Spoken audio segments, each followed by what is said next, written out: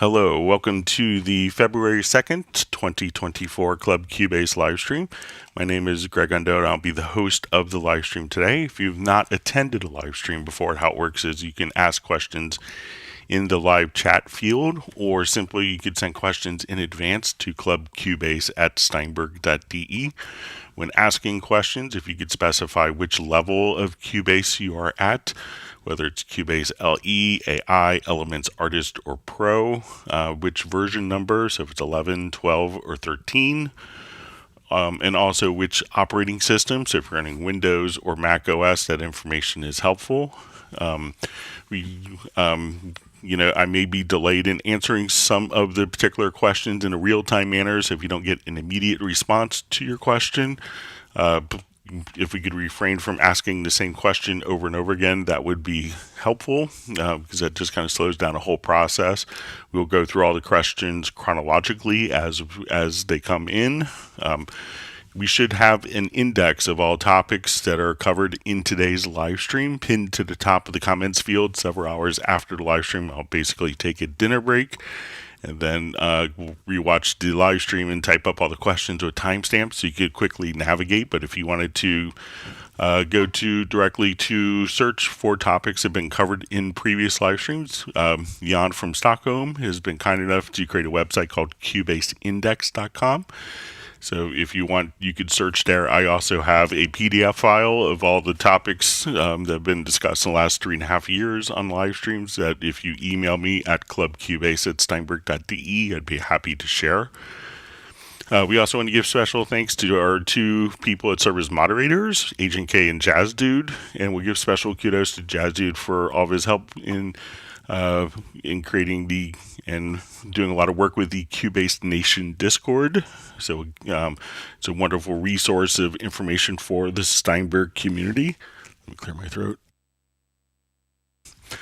So once again, my name is Greg Undo. I work for Yamaha Corporation of America. I primarily focus on Steinberg products, and I'm the host of the live stream today. I'm presenting from outside of Washington, D.C. in Alexandria, Virginia. And if you're attending live or if you're watching afterwards, please feel free to introduce yourself and tell us where you're from. It's wonderful to be back. I just got back a couple of nights ago from the NAMM show, so we got to meet a number of people that attend the live stream, which is fabulous.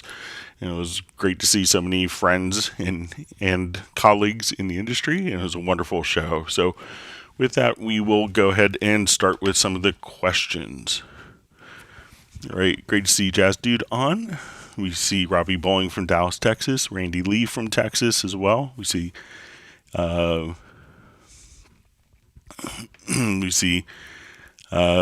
from Cubase Index.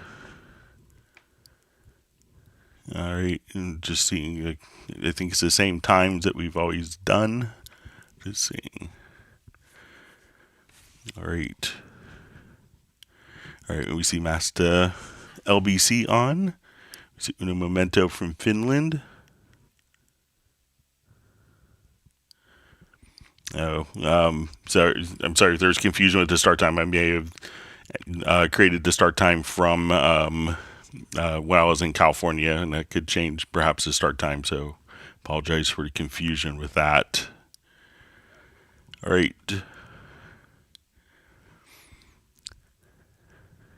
All right, so we see John Costigan checking in from Kenosha, Wisconsin.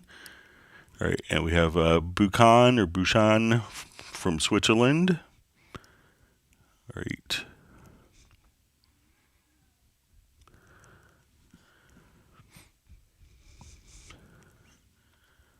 All right, so we have a question from Randy Lee. It says, Greg, have you run into an issue with the Behringer Xtouch not being recognized in Cubase 13 with Ryzen 7 chip? Thanks. So generally, I believe it's just going to connect via a, USB MIDI driver. So I haven't run across that. We have lots of people that are using the Behringer Xtouch as a MIDI remote inside of Cubase, but you may have to install the drivers. I'm not sure if it's class compliant, but when you come over to your MIDI port setup, you should see if it is connected to your system. You should see the drivers indicated here, and if it's not being recognized by the computer operating system, if you go into your Windows like control panel into like your system devices and see if it's not recognized there, but I haven't heard of any problems, and I don't think, whether it's a Ryzen chip or an Intel processor would make a difference. But make sure that you actually see it listed here. And when we go again to your studio menu, to studio setup, so we'll come here, we could see and select the MIDI port setup. At that point, you should see all of the available MIDI devices that the operating system is seeing right there. So you should be able to utilize that, Randy.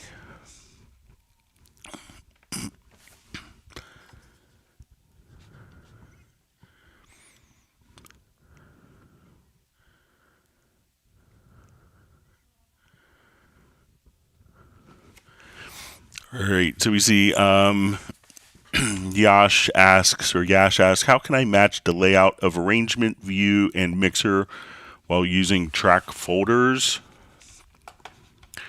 Okay, so let's say we have a folder for our particular track. So let's say if we want to go to visibility, and if I just kind of click here, one of the things you do is actually just sync the project and mix console.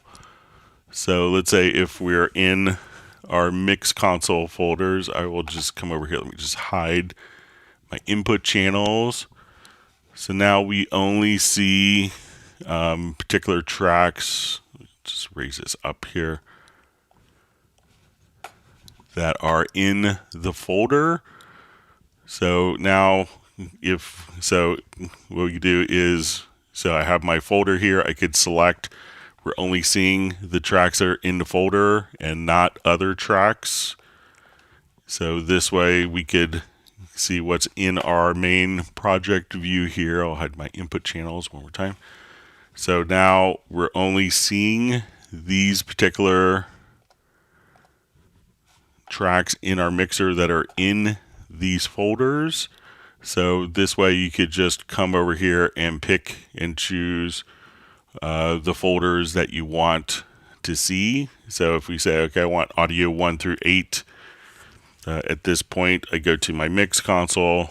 That's exactly what we see. So we could just come over here and those will be synchronized between. But make sure that as you're doing this, that when you go to visibility tab here, and you'll see there's two, almost like an equal sign, two horizontal lines. Just make sure that you have sync project and mix console selected. And you can do that for one of the 4 mix consoles. So let me know if that's helpful for you. All right, so we have John Barry checking in from the English Riviera. All right, so we see, how do I flam/drum chords in Cubase? All right, so we'll come over here.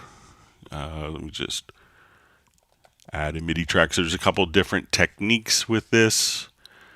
So let me I'll add a MIDI track here. And let's say if we have,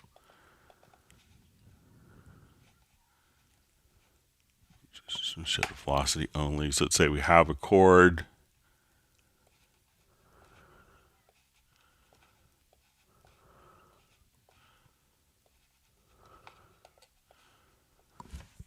All right, so I'll just quantize these starts.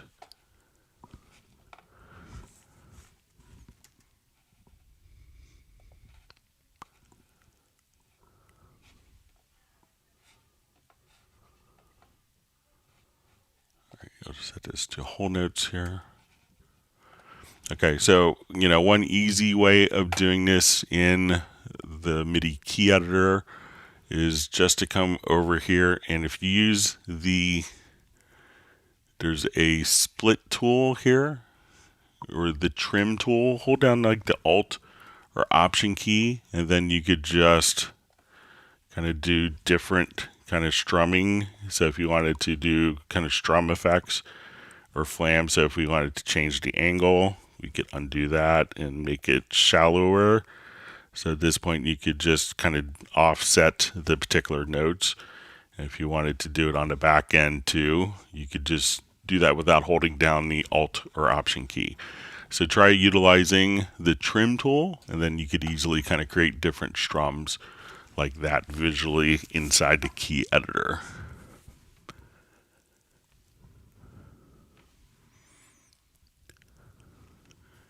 All right. So we see Dallas LaRue. I bought a Korg Nano Control 2. It works perfect with my Akai Mini. I finally have this MIDI remote figured out. So yeah, I have to say I really enjoy my Nano Control 2 as well. We're glad that it's working well for you. And we hope you're doing well. All right, so we have the artist known as Love just saying hello, everyone, and just says, I hope you enjoyed your time in California. I miss my family, but it was good to see so many colleagues and friends. So it was nice, very nice in the social aspect. We had some really nice visits after the show with some clients. All right, so we have Tremuse says greetings from Chile. I moved to Cubase recently. Welcome to the Club Cubase live stream, and we hope to see you on many more. And welcome to the Steinberg family.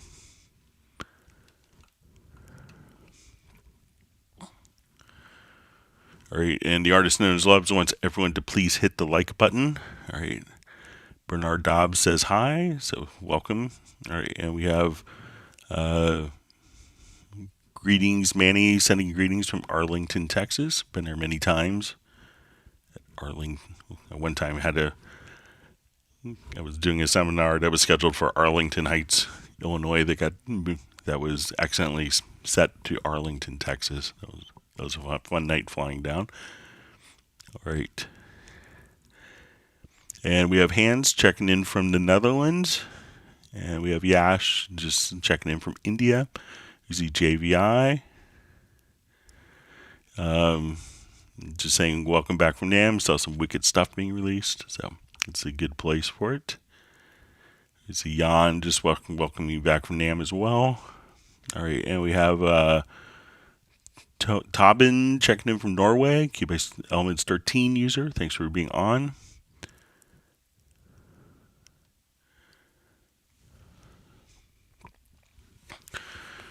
All right, so we say, hi, Greg. You see a question. Hi, Greg. Did Cubase have the ability to copy exactly the MIDI note size with just one click or key? I'm switching from FL Studio to Cubase. That's why I think that's why I ask. Thank you. Greetings from Puerto Rico. So I guess if you want to just copy the same length, let me just... So if you hold down, let's say the Alt or Option key, so let's say we move and you move that and you hold down your Alt or Option key, you can just simply keep the same MIDI note lengths. So I'll make this a little taller. So if I wanted to come here, I can move these notes. So if I hold down the Alt or Option key, but let's say if I accidentally moved it, if I moved vertically first while holding down the Alt or Option key, if I tap on the Control or Command key, now I could restrict the movement. So I can't move it in time. Or if I move it horizontally first and hold down my Alt or Option key, I can make a copy. But now if I wanted to keep it at the same pitches, since I moved it horizontally, I could just hold down my Control or Command key and we could restrict the movement like that. So this way we could keep the same exact rhythmic notes and lengths. So let me know if that's helpful for you. And welcome to Cubase from FL Studio. All right, we have Daniela Tokan checking in from Germany. Thanks for joining us. All right, Bernard Dobbs asks, I have an RX 580 video card, thinking of upgrading to a 4070 Ti. Would such a card improve Cubase performance and maybe prevent some crashes? I haven't had experience personally with either of the cards. usually with situations like this, if you go to like the Steinberg.net forums, and maybe if other people have gone from one of those cards to the other, they might be able to share some insights. And often if you go to, Steinberg.net/forums and kind of post in there, there's a lot of people that may be able to share experience, but I don't have any personal experience with those two video cards. We see Bernard's from Canada. All right, so we have Larry B. Checking in from a damp and cold Wasaga Beach, Ontario. Thanks for being on. All right, so Yash asks, what's the maximum number of channel inserts and sends that I can use at a time? So each track, so let's say if we start a new program, a new project, and we add an audio track. Okay, so each audio track has 16 inserts plus, we have 6 different processes and effects that could be utilized inside of the channel strip. So, and these could be reordered as necessary. And 8 send effects. So if we wanted to go to our send effects, we could have 8. Now, if we needed more inserts, more send effects, what we could do is just simply send this to, we'll add an effects channel to the group. We'll add a group channel to this. So I'm going to right click, we'll select the add track, and we'll say group channel to track. We can make this a mono or stereo. I'll make it a stereo. And now this track is feeding into this track, and we could have an additional 16 inserts plus the entire channel strip plus 8 more sends. So, and then I could send this group to another group, that group to another group, so we have up to 256 groups as you want. So you can kind of keep expanding, and we have full delay compensation throughout the entire process. So each channel, 16 inserts, 6 channel strip elements, 8 sends. If you need more, send it to a group, and that will double the contents. If you need more, you can add 16 more inserts, 6 channel strip effects, and 8 sends by sending that group to another group.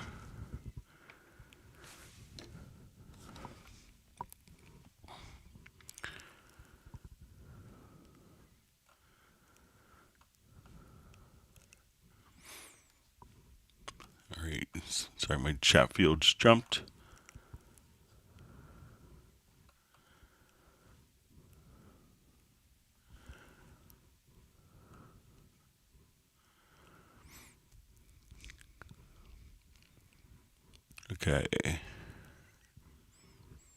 Okay, so Yash says there needs to be a feature like Q-Flam where you can just adjust the flam strum intensity on multiple MIDI clips at the same time. So you could probably just do, there's, I'm sure you could create something, and I could work on it maybe for Tuesday's live stream of just doing a particular MIDI logical preset that could offset the notes for different strumming patterns as well. So.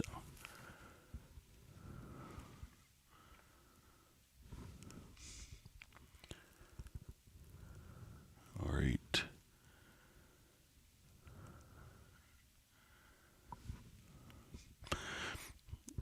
Okay, so we see another question here. Can I drag and drop the chord patterns templates with the pattern arpeggios in my project in the Cubase chord pads, and how?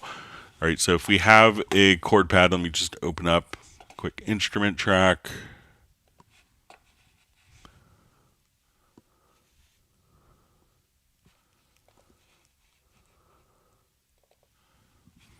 Okay, so we'll just open up Tape to Vibes. We'll come over to our chord pads. Okay, so I'm going to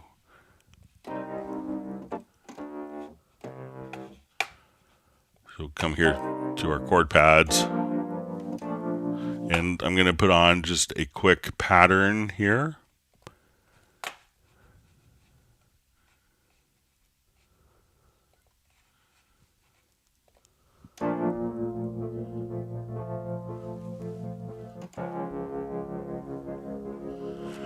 So when we drag the chords onto our project window, we can, as we do this, it's just going to drag the particular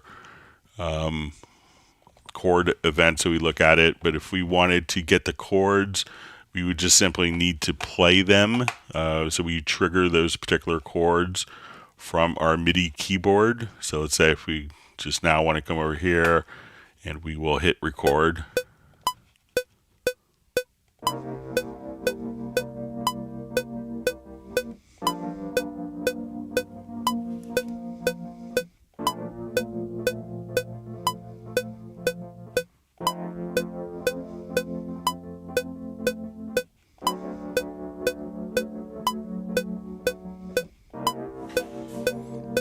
So we could play those in, but now when we go to look at the events, that the chord patterns have kind of automatically been triggered and included,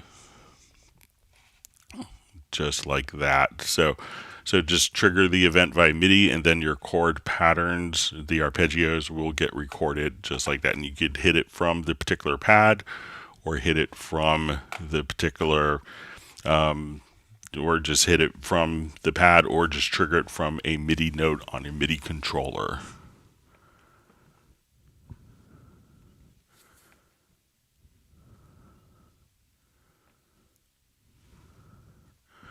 Okay, so we have a question from Development of a Void. When I solo a track, others naturally mute, but when I unsolo a track, the other tracks stay muted. What could be causing this? All right, so let's open up project here.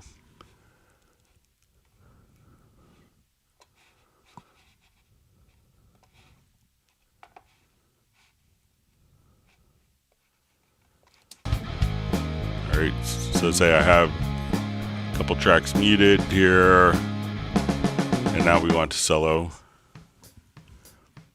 the bass. We'll solo our snare. All right. Okay, so when you unsolo a track, there's tracks still stay muted.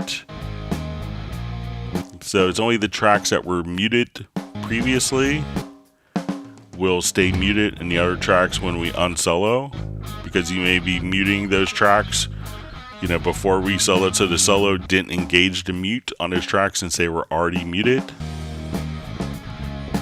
And I think if you want to come over here also, you could just do. So I think that could be the reason why, if tracks were already muted that you solo, that those aren't affected by the solo since they are muted, and when you go, it returns to the state that it was in before. So a lot of people use mutes on tracks they're not using intentionally, and you may not want to have something that was muted before unmuted just because you soloed a different track. So let me know if that's how yours is working.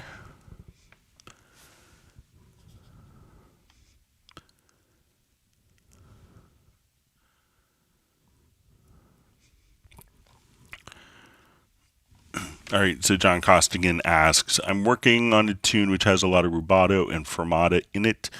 I've been using the tempo slider in the edit window. Should I just play it in and get the tempo from the recording? So, I think that is definitely a good way to do it, instead of, maybe thinking about tempo. If you have the ability to kind of play as you want, at that point to do a tempo detection of that. So let's come over here. I'll just do like a quick MIDI performance here.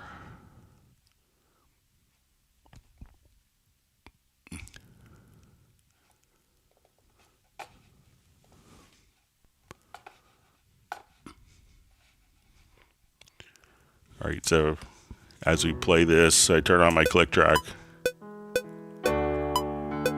It's not really following the click. And whether it's MIDI or audio, we could go to our project menu and just say tempo detection and analyze.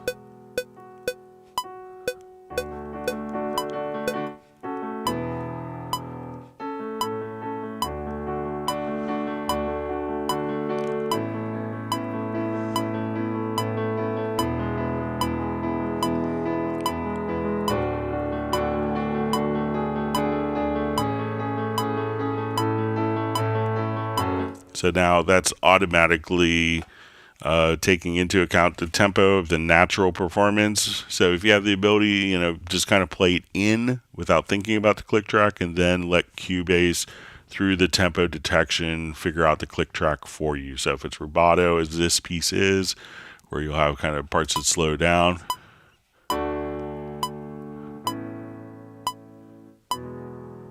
As you hear there.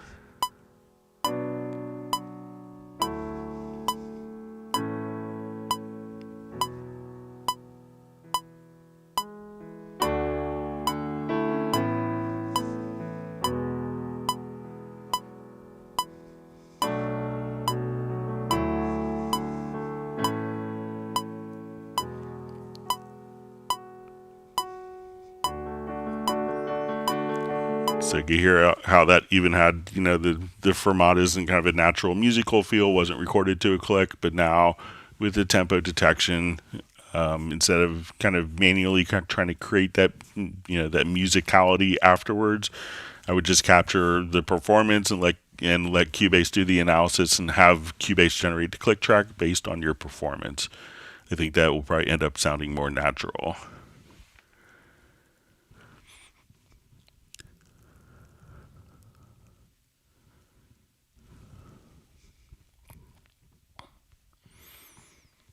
All right, great to see Cubase X on.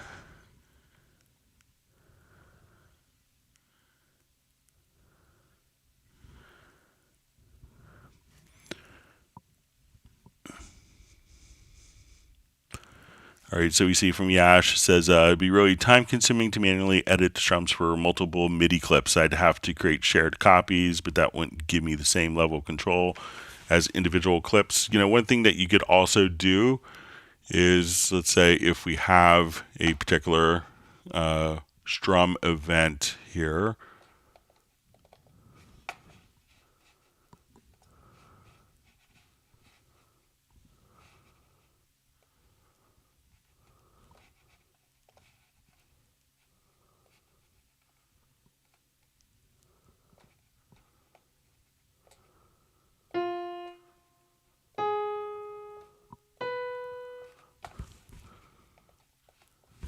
so we'll come here.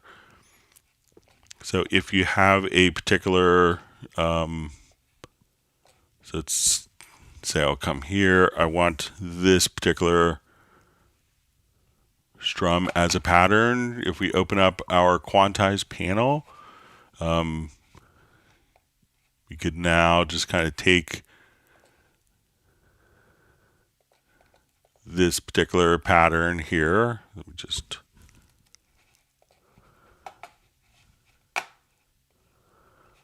and I'm just going to cut like that particular MIDI event here. All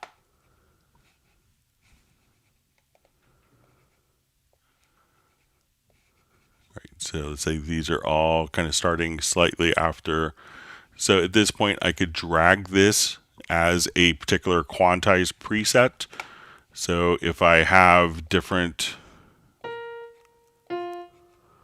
patterns here, so let's say these will be let's say these are all now set to whole notes when we quantize these notes here.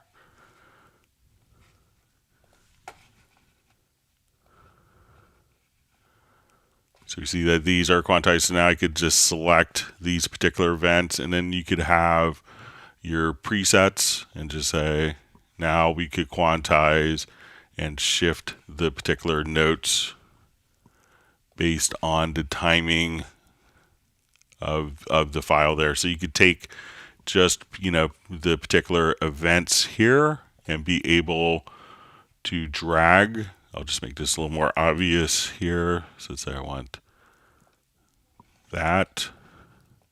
Take that particular event, drag it in, take this, and then you could quantize based on that. So, all right.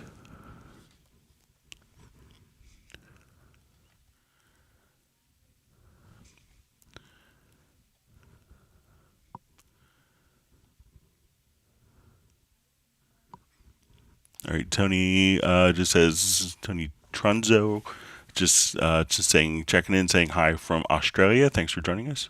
Wonderful to see Kerwin Young on from Atlanta.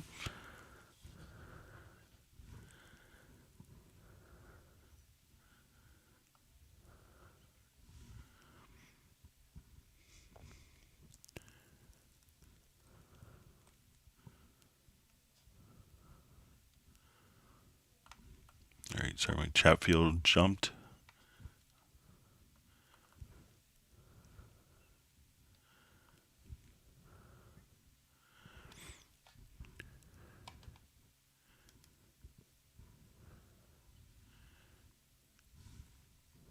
All right, wonderful to see Michael Teams from Weatherford, Texas on.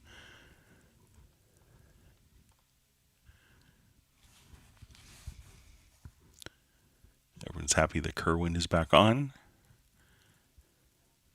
We're seeing some discussion about the video cards in the chat.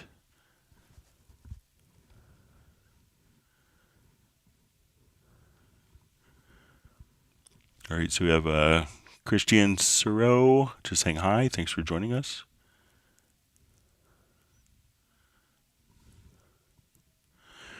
All right, so we see Yash is asking, you can create a project file for you to demonstrate the logical editor function, emulates a function of like a strumming. Please let me know how I can get in touch with you. So you could send it to clubcubase@steinberg.de. So once again, you could email a file at clubcubase@steinberg.de.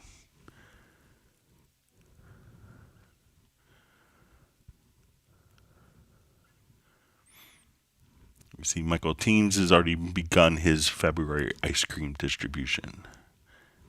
Everyone appreciates that.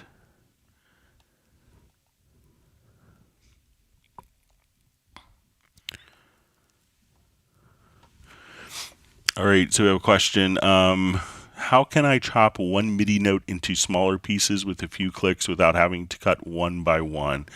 And thanks for the help today. All right, so let's say we have long notes here in our key editor.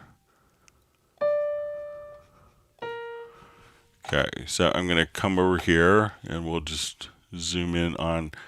So what you could do is if you hold down the scissors key, so let's say I want to come here.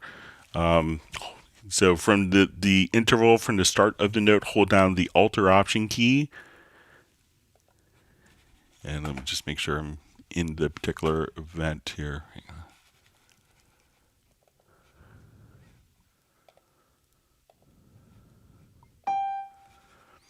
Okay. So I'll draw one note in. All right, so when we look at the velocity, we can see our velocity of the note here. So what I'm going to do is just hold down the Alt or Option key, and I'm going to, from the beginning of the note, with the scissors tool, hold down Alt or Option and click, and now it's made a number of, it's basically split the note at the interval that you used for the very first cut. So one long note, and now hold down with the scissors tool, hold down the Alt or Option key. So if I want it to be notes that are this long, and you could of course cut on the grid. So let's say if I want to extend this note to measure 172.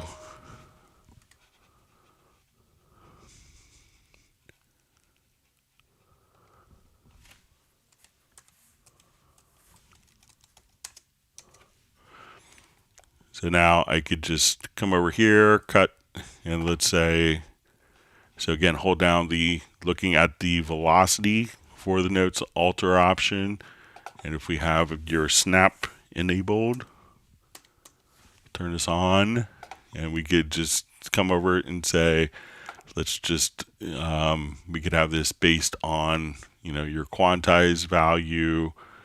So let's say I want to cut it at 16th notes. So now when we come over here, we could just automatically cut just like that. So Alt or Option plus the scissors tool and cut, and the length of the first cut, that'll be the interval. that all the other notes are cut at. All right, wonderful to see Lawrence Koch from Barn Door Recording in Rhode Island. Glad you can make it today.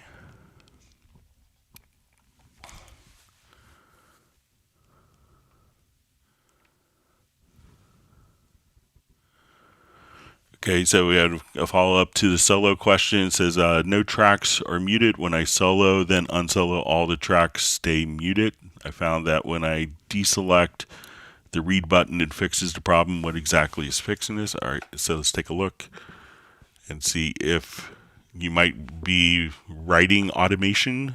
So let's take a look.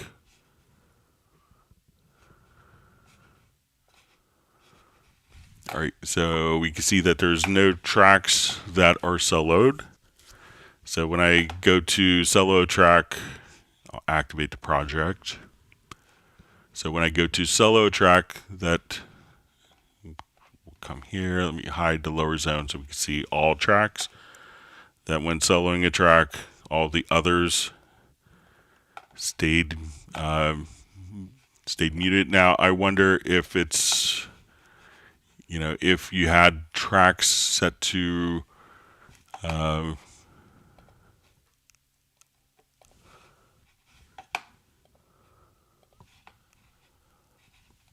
if these were, while you soloed, if you were in automation,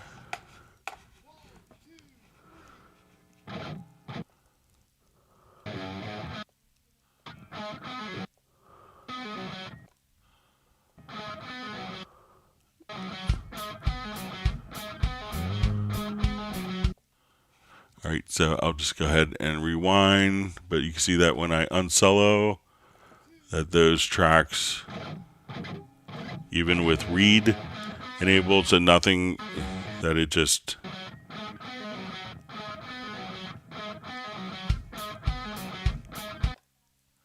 I'll just turn off my punch in, punch out here.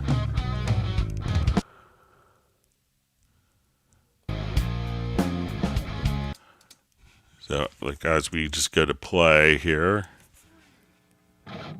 so these are automated.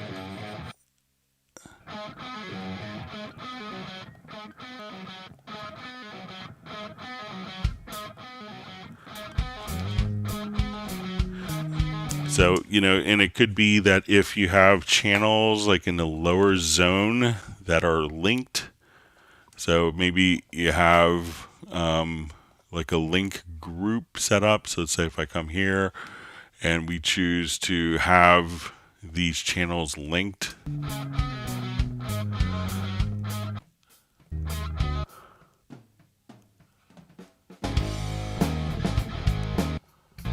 So see if there's a link group, and if you have the link group here, if you have like mute solo listen activated for the link group.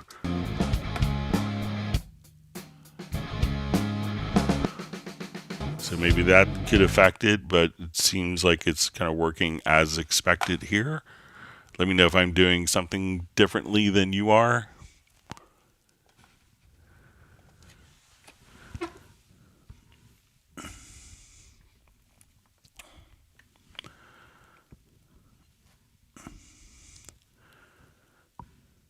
All right, so see, Michael Teams has granted my family, myself, 1 gallon of Texas peach ice cream. Sounds wonderful. Thank you for that, and thanks for welcoming me back. Feels good to be back on a live stream. I got to be in the live streaming area of the Yamaha booth, but weren't able to do live streams from the live streaming area. All right. So we have John from the UK. He says, I was wondering how I can set up Stream Deck on Cubase 11 so I can set up macro and other commands. So the Stream Deck will work, primarily the Stream Deck is set up where it can fire off, each button on a Stream Deck. I don't have mine connected on this computer, but each button on a Stream Deck can be set to fire off different keyboard combinations like Control-Alt-S. And to do that, we would just in the Stream Deck software, you tell which button on a particular layer that this key command is triggering. And to set that up in Cubase, we could go to your key commands, and we can see like your key command list here at the top, and these are all the functions. There's probably 2,300 or so functions. There's thousands of different functions that are available to be triggered with the Stream Deck. So we see when we add track, that's hitting the letter T. So I would have a button on Stream Deck that would be labeled as add track, and then the key that it's pressing is the letter T. So then when you hit the add track button, it's instead of hitting the T button on your computer keyboard, it's hitting the T button from the Stream Deck, which is mimicking the key command from the computer keyboard. Now there's a utility you could download for a Stream Deck, which will allow it to not only do key commands, but will allow it to do MIDI notes, and it could transmit MIDI notes. And you would need to set up kind of a MIDI loopback device, maybe on Mac OS. You could use IAC driver, or you could use, like, I think it's loopback.de or loopback.be as a loopback device. And what that will allow you to do is to have these functions, instead of triggering a keyboard, like a computer keyboard shortcut, you could have it transmit a MIDI note. So once we have that set up to transmit MIDI notes, we could create a generic remote, and you could just make it, so we'll come over here. Let's say we want to do, we'll add kind of like a Stream Deck one here. So we'll say,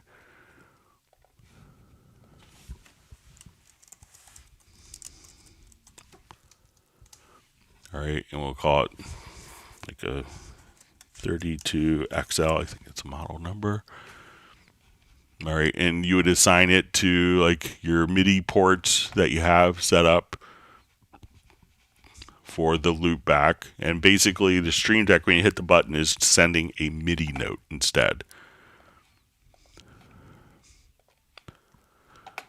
Okay, so we'll create this, and now we could just say we want to do buttons, and as you hit the Stream Deck, it would actually just come over here and populate the particular buttons.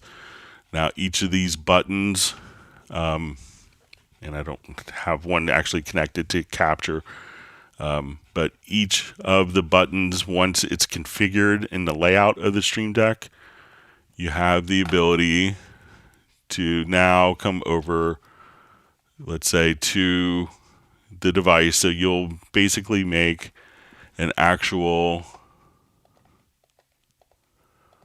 kind of a physical layout of the Stream Deck, and then each of these buttons you can then double click and assign different functions in Cubase.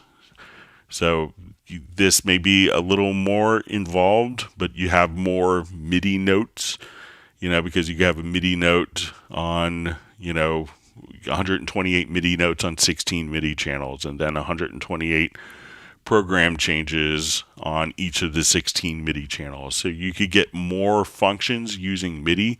You will have to set up a MIDI loopback.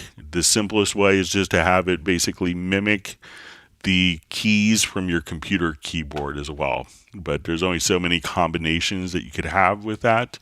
But if you want everything mapped, you could, go the MIDI route. And again, it's a free MIDI utility that you download from Stream Deck.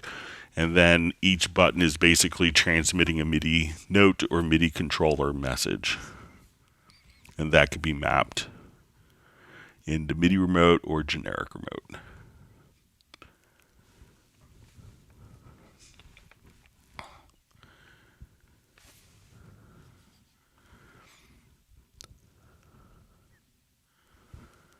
All right.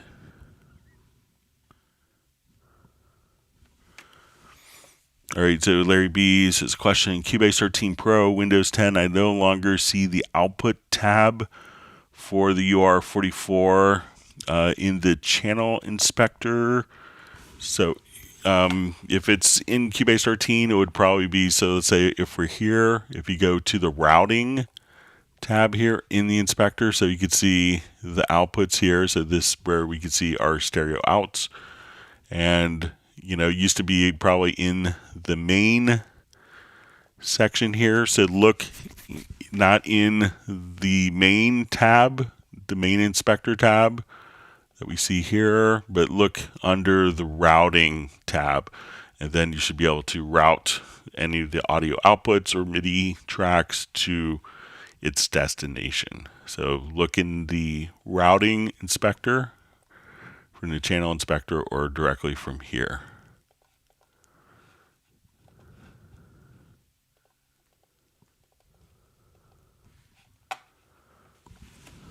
But let me know if I misunderstood. Okay, Michael Teams wants people to whack the like button.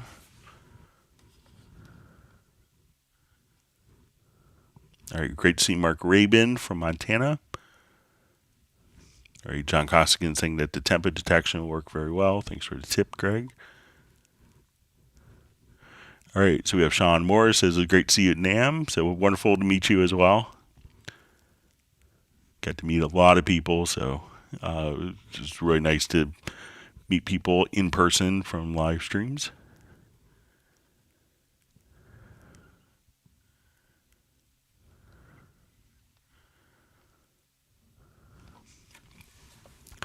All right, we have a question from My Piano. How do you connect Audio Bros decoder for ambisonics? I use now Ambi decoder native Cubase. If I plug in AB decoder, I get no sound. And is this AB decoder better than the Ambit decoder? I don't think you would need to use, but you have to make sure that you're starting, a project, with ambisonics. So a lot of times, and also, when you put the Ambi decoder, it's probably you want it to go into the phones channel, on the inserts of the phones channel. So I'm not sure where exactly you're connecting it to, but you would need to come over and probably have, but since you're decoding it for headphones probably, and go to your preferences or settings, depending on your Mac OS version, and go to the control room, and you want to make sure that you use the phones channel as the preview channel.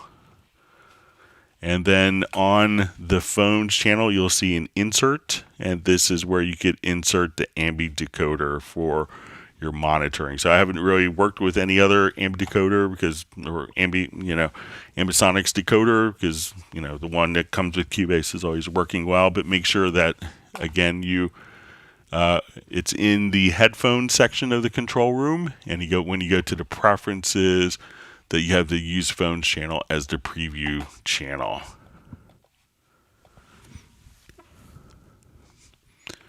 All right, so Mark Rabin's dog Stella is joining us today. So everyone say woof woof to Stella. All right, we have Stefan from Sweden checking in. Thanks for joining us. All right, my chat field jumped. All right, I think I'm back.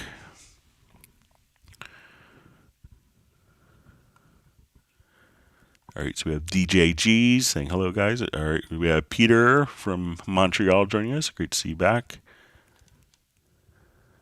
Great to have you on today.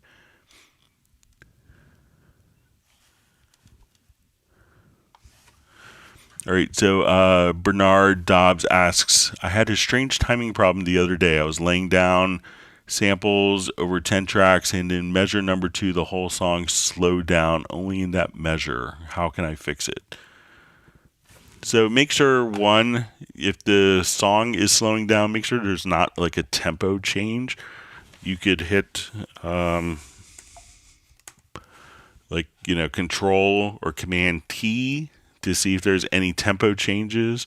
Also, if you add track, and if it's kind of playing back consistently, like the same slowing down, try to right click, add track, and add a tempo track, and see if it is showing any data here on the tempo track. You can make sure that you see if the tempo track is enabled or not.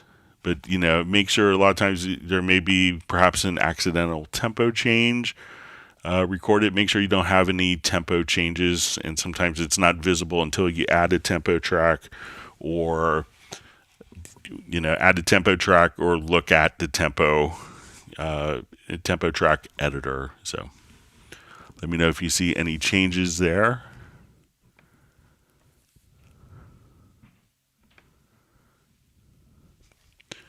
All right, so we have Pertti Komenen checking in from Finland. Thanks for joining us today. Welcome to the live stream.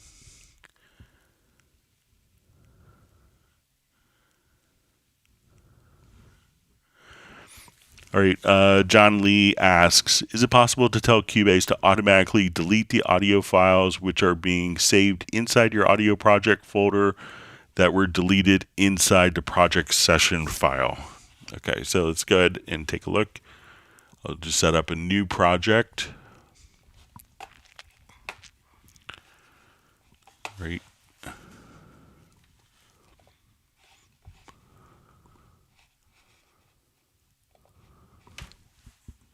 Okay, so we'll put this into a new folder for audio file test.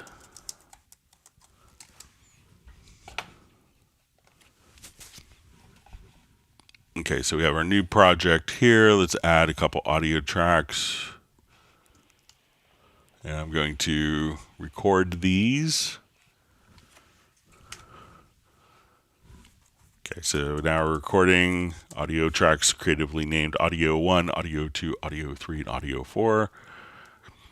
Okay, so we'll stop those files. I'm just going to now look at them. I'm going to open up the audio pool. So we'll see all of our audio files shown here in the pool, and they're going to show the file path that we selected here. So now I'm going to delete these files. So let's come here. I'm going to hit delete. So we're not using those particular files. We'll look at our pool window.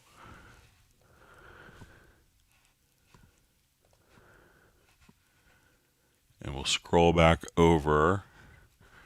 And now that I've done that, these files are going to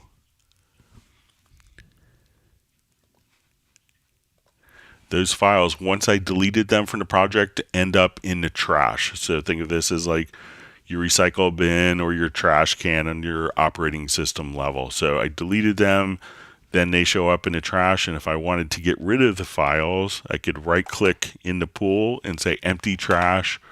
Or if we go to our media menu, I could say empty trash. We'll say we want to not remove them from the pool, but erase the files. And now those files I recorded are completely gone from the hard drive. So as soon as you actually delete the files that are not being used in the project, at that point they move into your trash folder of your pool, which you could then empty. Let me know if that makes sense. So there is one safety step there, which I think is good to have.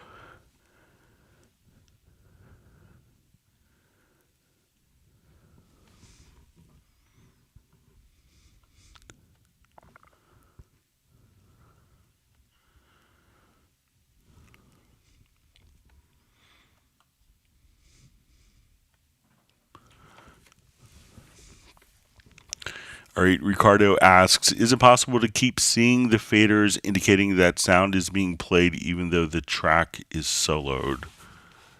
Okay, let's take a look.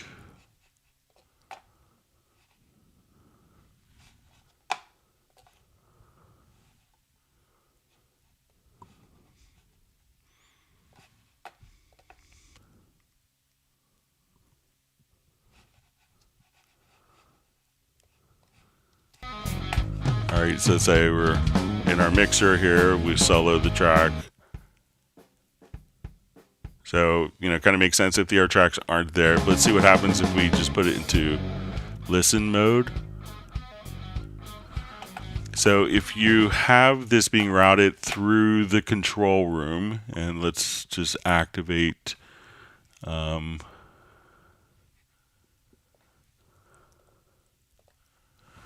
listen mode. So let's say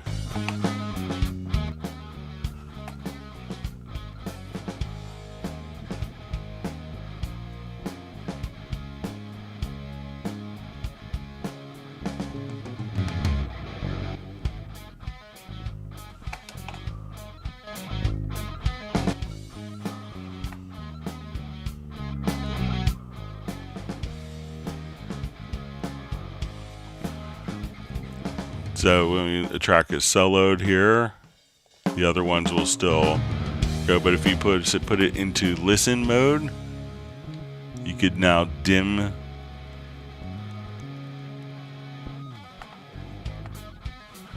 tracks. So let me just make sure I have. Let's check my audio connections. Make sure.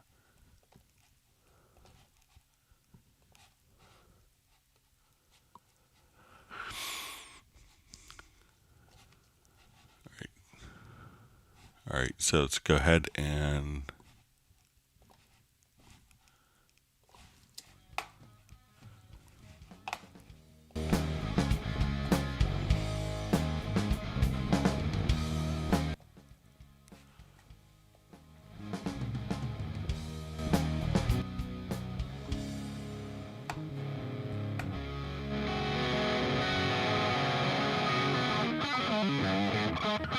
so if we were soloing a track,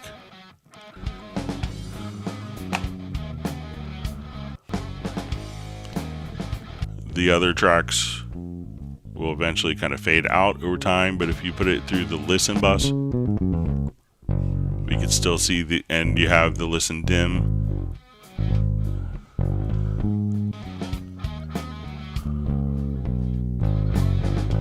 That you could solo that and still see the metering of the art tracks.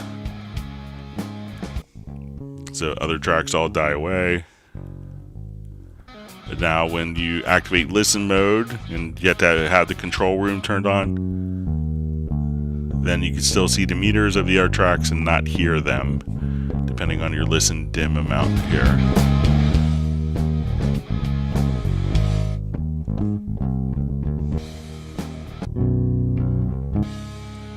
But I think it makes sense for the solo, so that's why there's kind of the listen bus behavior for that.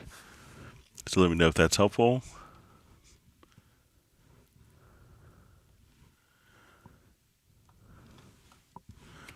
Okay, so we just see question. I'm using Windows 11 and Cubase 13. I noticed that when I set a custom UI color scheme, the next time I open Cubase, the color scheme always switches to red, the far left of the color slider. So make sure that, the project colors, we could think of the project, the colors are going to be kind of basically stored with the project. So they're not globally set as defaults. And if you want them set as default, go to your project menu and go to project colors setup. And once we go to our options here, we could say we want to save color set as default. And then once you save the color set as default, new projects will be able to utilize those colors, but basically projects or colors are kind of basically stored with the project and can be independent per project. But if you wanted those colors to be maintained, again, go to your project menu, to project color setup, to options, and save color set as default there. So let me know if that's helpful.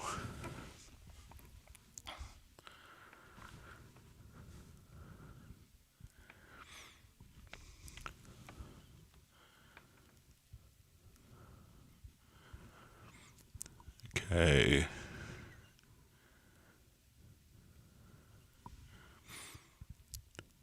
Okay, reading through comments. All right, so we see from Development Avoid, thank you, Greg. It was a linking problem. You're truly a time saver. More power to you. So glad it could help. All right, great to see Soren from Sweden. So we see any news about the strange missing groove agent patterns that gives the red stop sign in groove agent. I have no clue why patterns to the kits are missing and cannot find out anything.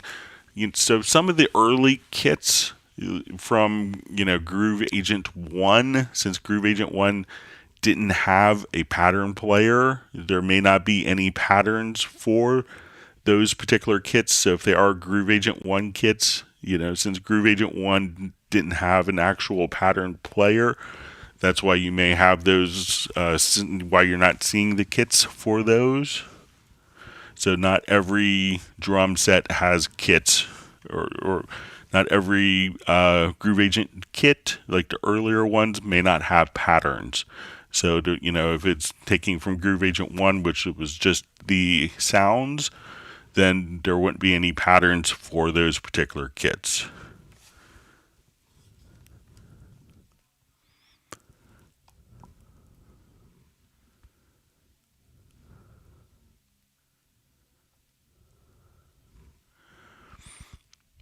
All right, so we see, it says, there's Greg. Hi, Greg. Why there's no time for the stream on the announcements? So generally, it's always going to be the same time. Sometimes when I was in a different time zone when I created the live stream, so maybe offset based on 3 hours of the time zone. I don't travel as much. Hence why we do so many live streams. But that may be why the time is off. But generally you could check the local times on the particular, announcement. And I think it was just because when I created the announcement for this time, I was in a different time zone, and that changes it. So I apologize for the confusion. It was all my error. But generally it's always going to be the same time.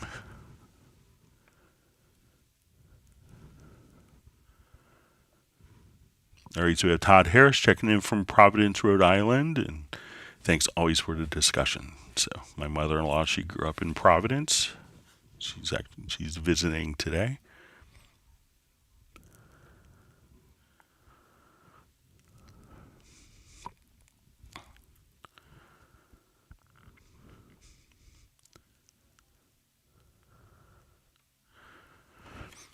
All right, so we have Distinct Beats asks, hi Greg, in Cubase 13 Beat Designer, and I'm not able to drag and drop the pattern into the project. Seems to be a Cubase 13 bug. Are you able to replicate this? Thank you.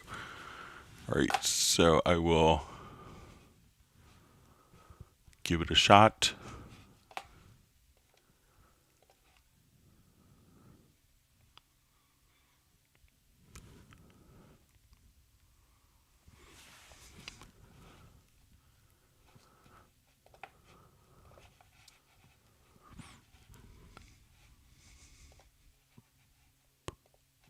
Okay, we'll start with a brand new instance of Beat Designer.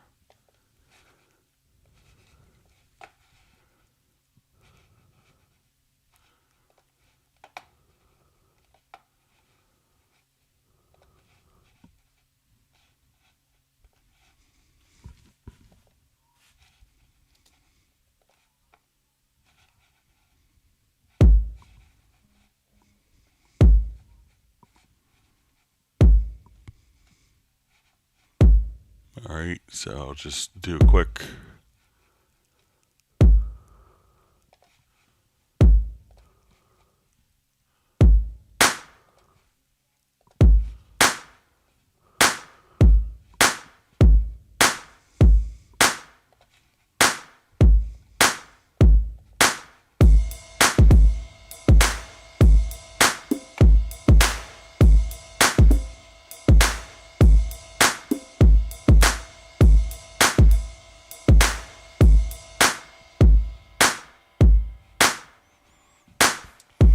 Okay, so say I just have my awful pattern here. So let's see. So I think if we wanted to put it into, so we're going to put it onto this track here. Sorry, I'll make that less obnoxiously tall. So I think if we come to this little drop down, that we could say insert pattern at cursor, and I think that this was over in the left hand side in previous versions of Groove Agent, but just kind of look here and you could just insert the patterns just like previous versions. So I don't think you could ever, let's see if I just take this and drag and drop. So from that particular pattern here, I could drag and drop into the project window. But I think that the menu options from in 12 and earlier were on the left-hand side and for inserting into the project. But it looks like it's dragging and dropping as expected here. So let me know if I'm doing something differently than you are. And thanks for the question.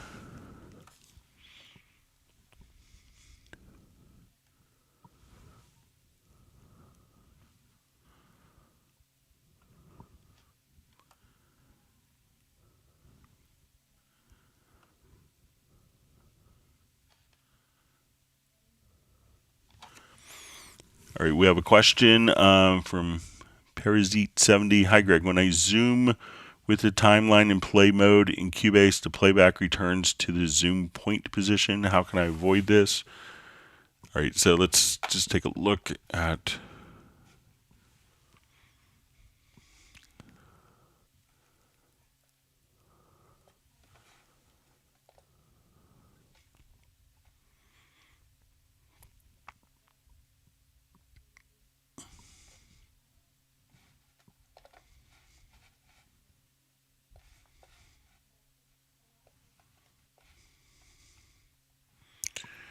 okay, so let's say we want to zoom while playing. So I'm just going to hold down G and H.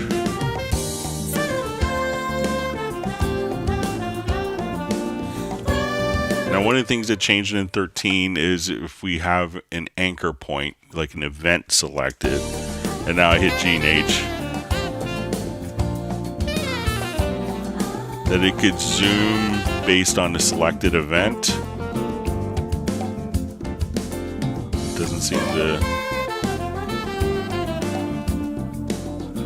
Just going to reread the question.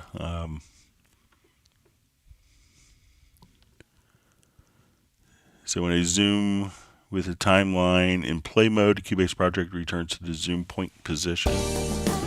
So it could be just this particular, if you have, if I'm here, and this could also be based on your start mode of your transport. So here we can say start from the selection start.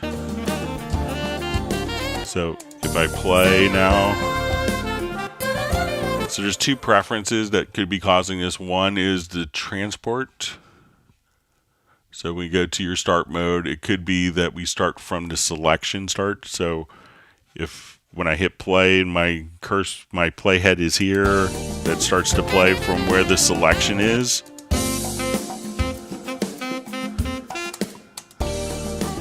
And there's also a zoom, so I'm not sure if you're zooming like from there, but I think that if you hold down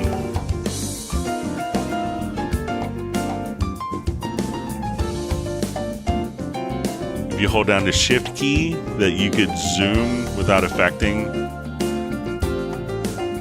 the play position, whereas if I come here, it changes the start position based on where I am with the zoom. But if I'm playing here and hold down the shift key, that I could just zoom without affecting the play position at all.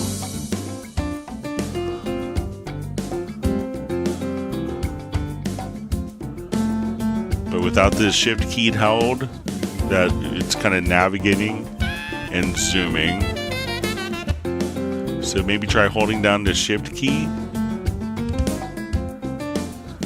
Then we don't change the playback position, but just the zoom factor when we zoom in, kind of dropping from the main timeline.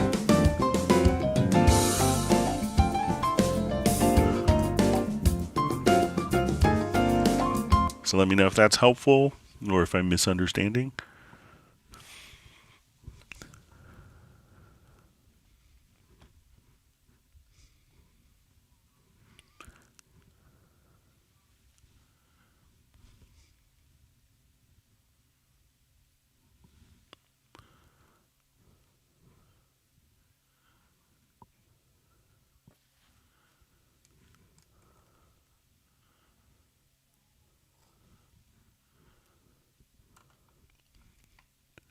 Right, sorry, my chat field just jumped on me. Let me find a spot.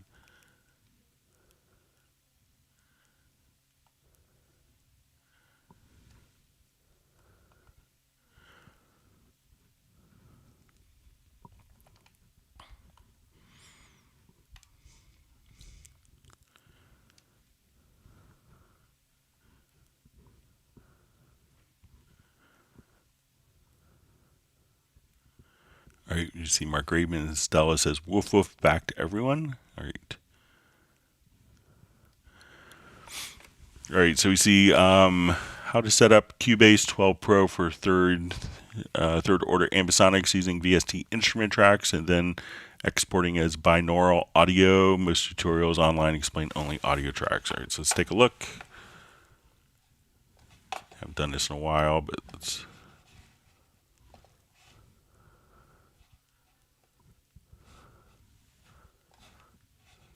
So I'm going to set the preference here.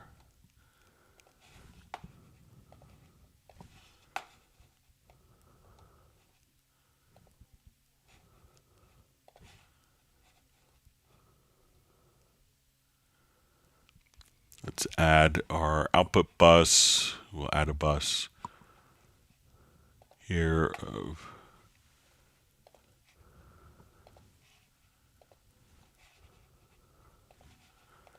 it's going to add an instrument track. So let's add a retro log.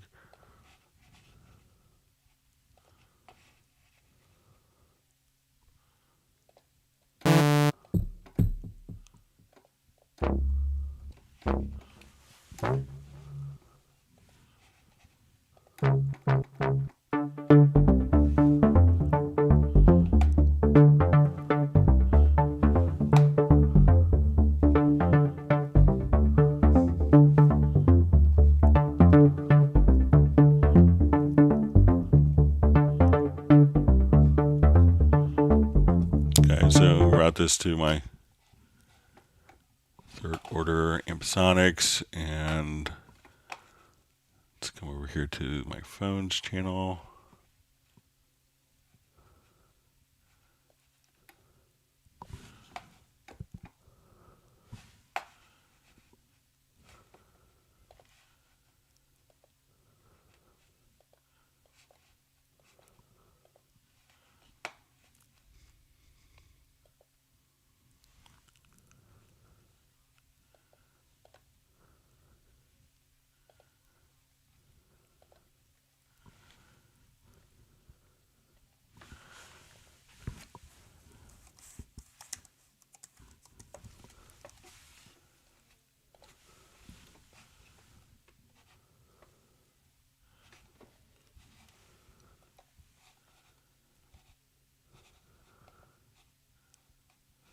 I'll just maybe start this as I'll start it as a brand new like Atmos project because that will do a good chunk of the routing here.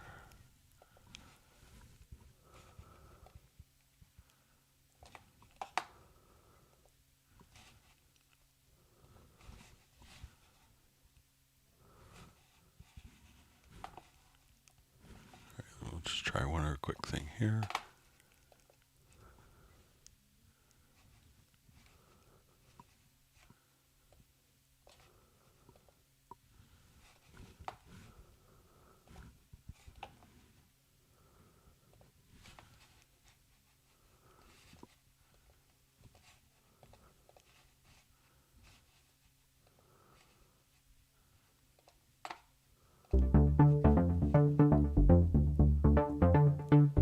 All right, so now I've just taken this little MIDI file here.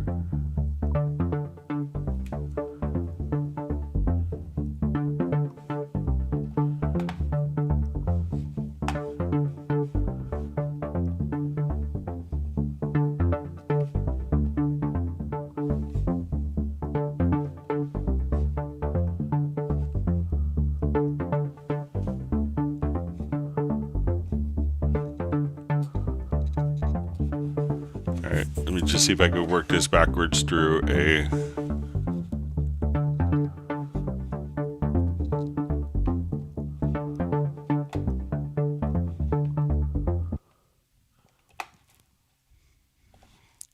just do new project.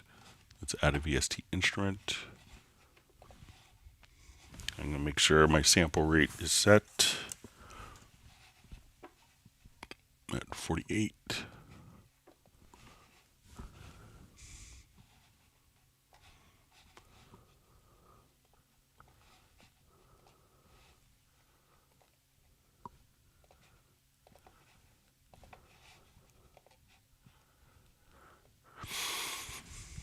Right.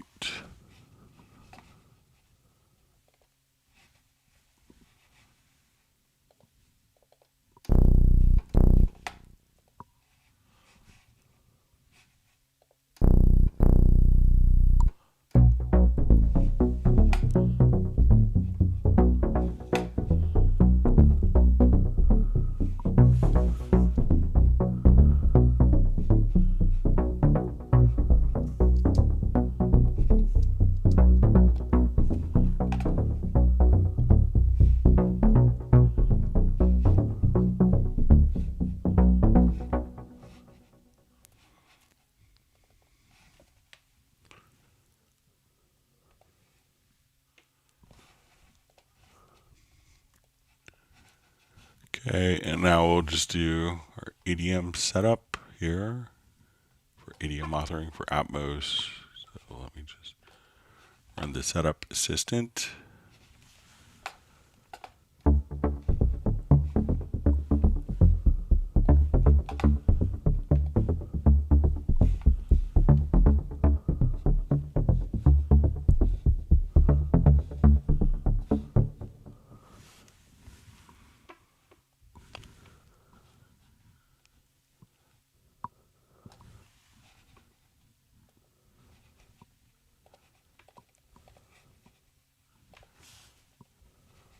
And we'll set this to our binaural monitor.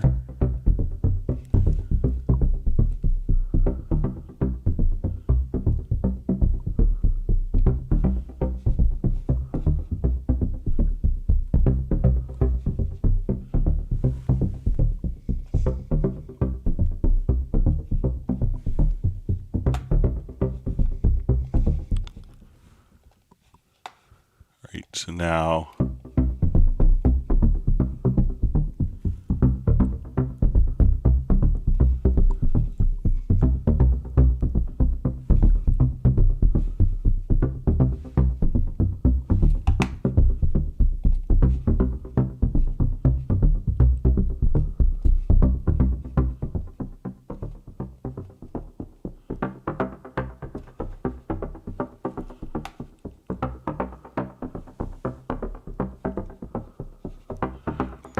okay, so this is going into our standard bed, and we see the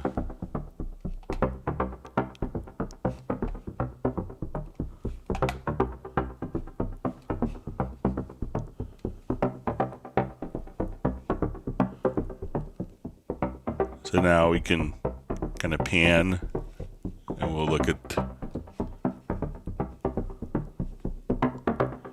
and if you're listening to us on headphones,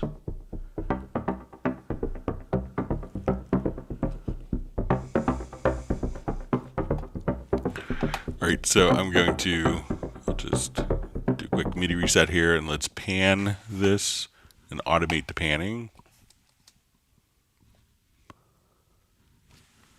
I'm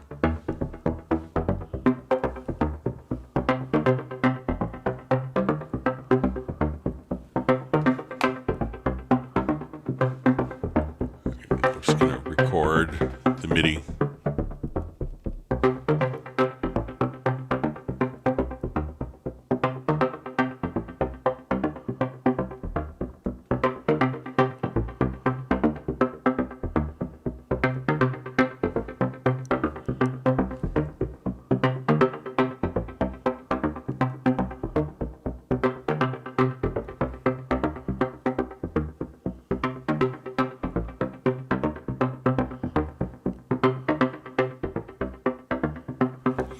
All right, if you have headphones on,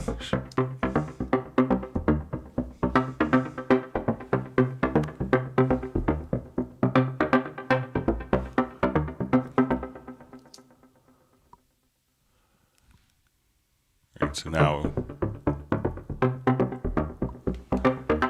so that's panning around.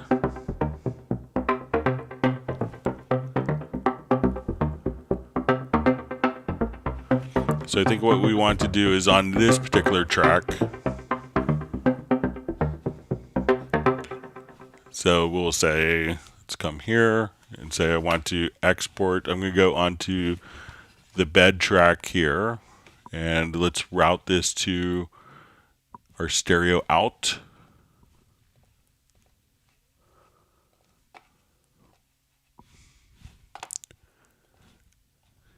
Now when we export audio mix down,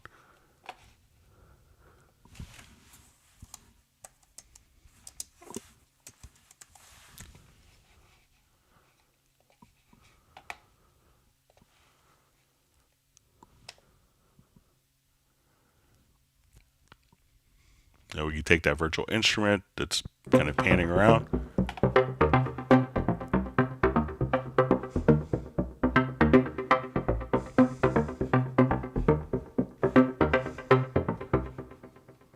So now when we play this audio file,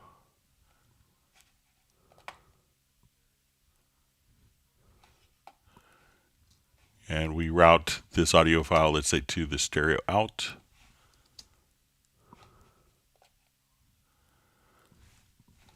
But if we take this file and you play it back in other, we'll take this binaural VSTI, and I'll just drag it to a new project here.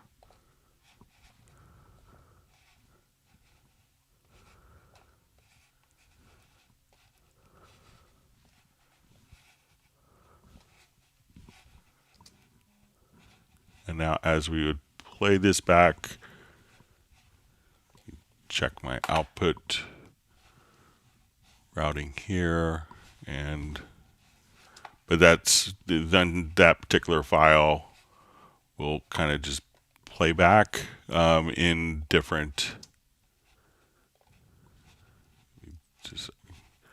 So once that file is created, then that will play back. You can see kind of the panning information for the binaural file. So I could play around with it some more if you want to email me and maybe get a little tighter workflow for next time. All right, get my monitoring computer back on.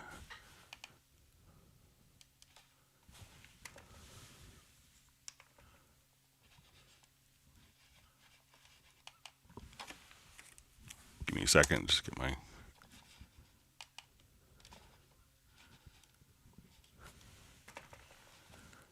computer to wake up here.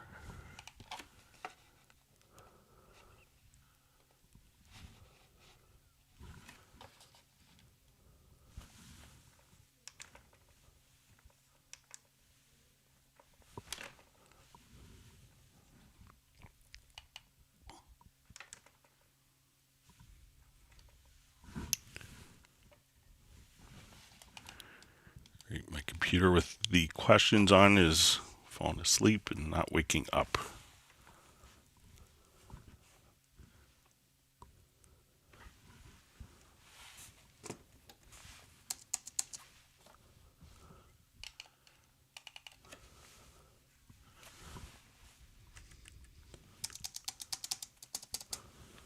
Bear with me for a moment.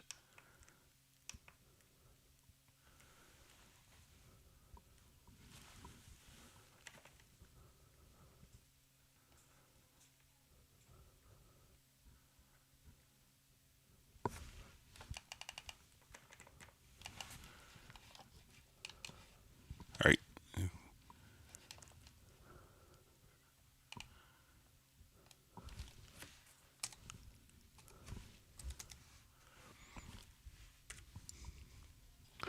All right, so I think I'm back.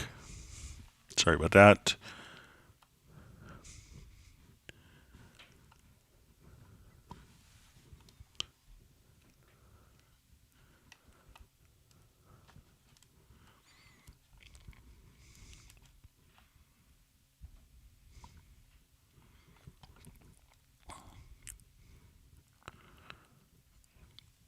All right.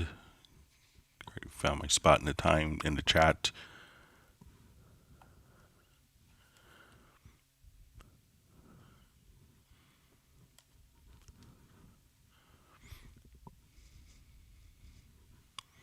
All right, see Ricardo Raimundo says, thanks, Greg. I have to better use the listen mode. So yeah, you can do that.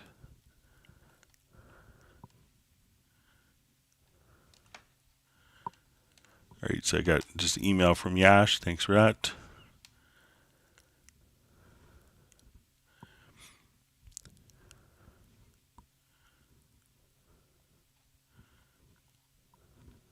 All right, it was wonderful to see Gareth on as well. And Gareth asks, how was NAMM? So unfortunately, I didn't get much of a chance. It was great and wonderful to meet many people from the live stream, but I didn't really get a chance to actually walk around the show. I was on kind of booth duty the whole time. So you see Gareth says he's not happy with Warren Huart. Said he should have interviewed me. So I've talked to him and helped him with a couple things before, but I was kind of in the Yamaha booth, so we're kind of away from most of the pro audio stuff.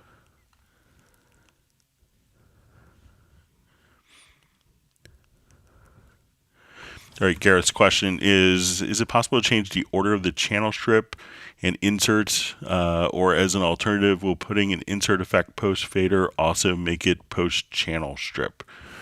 All right, so when we go to, just close this out, but let's say we open up.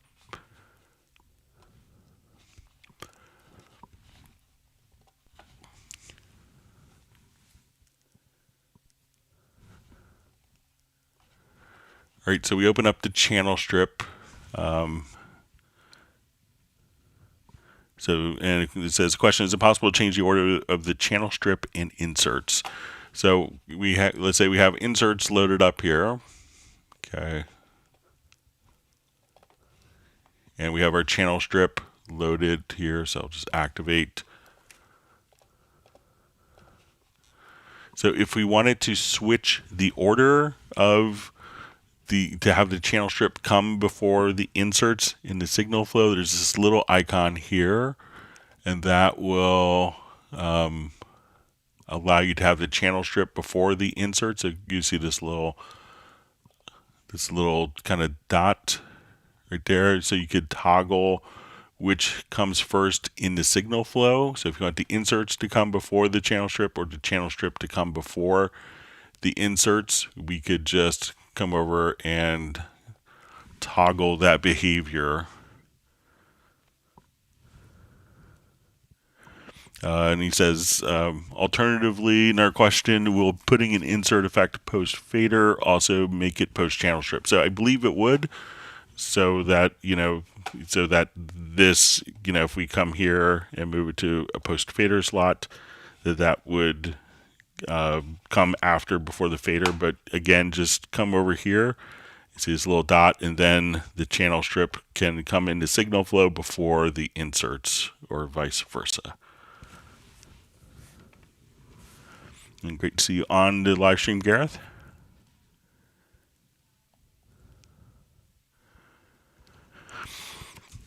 All right, Tim Benetton asks, can we disable all plugins at once on the track/master track? Okay, so let's say I have a number of plugins here.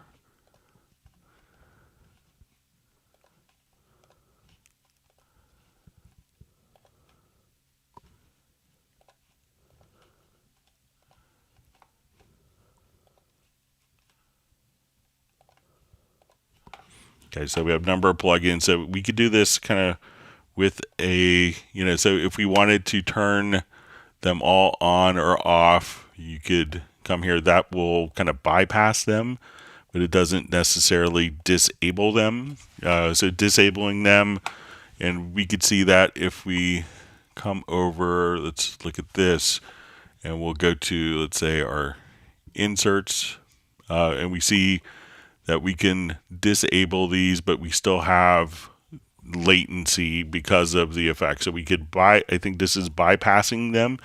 So the signal is not on, but if we turn it on, it doesn't have to do any delay calculations. But if we wanted to disable these all at once, we could create a project logical editor preset. So let's come over here and say, let's get to setup. We'll come over to the project logical editor. And I think I may have made one already.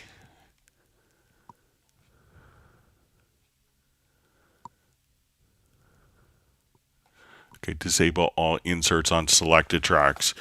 So what I did is we wanted to say our in the project logical editor, and if you want to email me, I'm happy to share this preset, but we'll say container type is set to track, and we want to say property is set to property, and property is set to is selected. So we're going to take selected tracks, not all tracks. And what we could do is choose track operation. We'll see enable insert slot by number, and then we'll choose disable. And basically we did this for all 16 insert slots.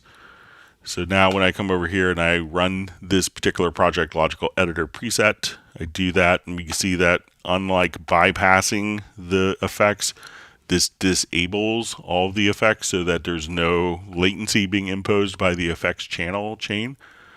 And then, so again, if we come here, we could turn all of these on, and let's put, like, let's say the vocal chain is kind of a high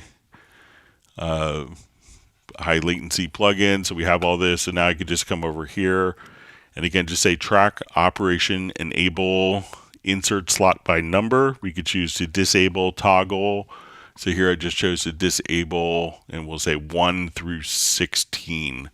So that will take that selected track and bypass. So we see the latency here in 230, in the 260, 59.5 milliseconds. So when I disable them using the project logical editor, then all of those are completely bypassed. And if I wanted to add conditions, disable all EQs, disable all of my sends, we could do that as well, kind of using the same principle.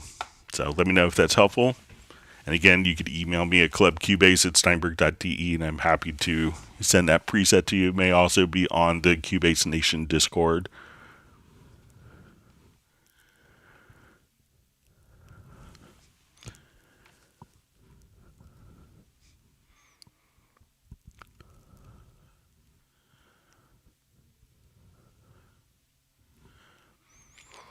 So we see Gareth just says any other chain/channel strip ordering features would be a great addition as well. So one thing that a lot of people don't know about kind of the built-in channel strip is once we have it open here, so we'll open up channel, and let's say we had a channel strip, that you could just simply change the order of the processing in the channel strip, and you could do that by dragging and dropping here as well. So, and if you want to turn on and off different components, you can see kind of the EQ adjustments here in the lower zone. So very easy to kind of just change the order of the inserts versus the channel strip as well, just by, again, clicking on that button.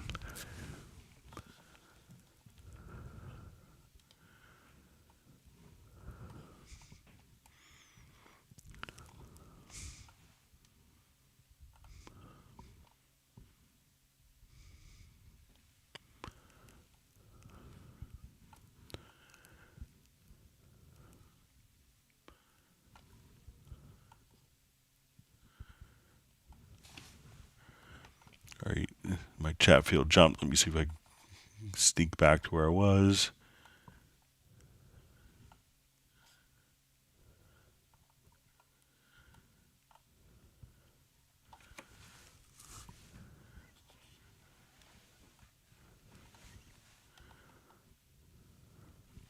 Okay, so I think I'm back where I was. Sorry about that. All right, wonderful. CJ from Secret Studios on. Thanks for joining us today.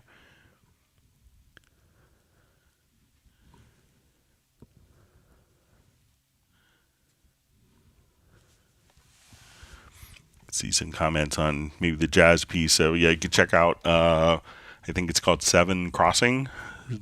So check it out online with Clay Oswald. It's a lot of the members of Gloria Stefan's Miami Sound Machine, kind of a side project.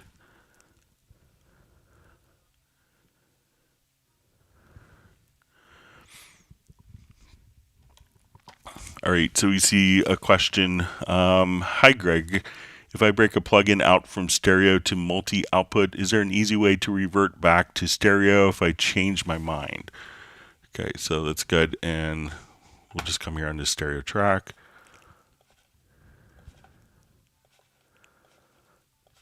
So let me just turn on.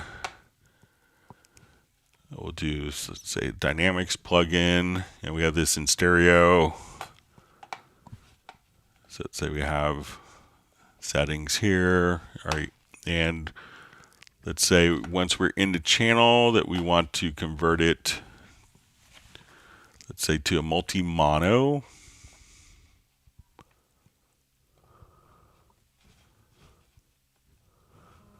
So go to the routing tab here.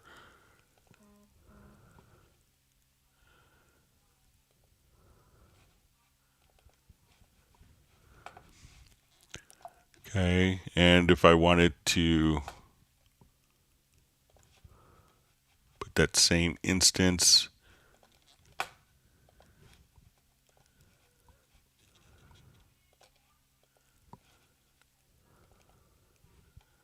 and again, we'll go to the routing and convert it here.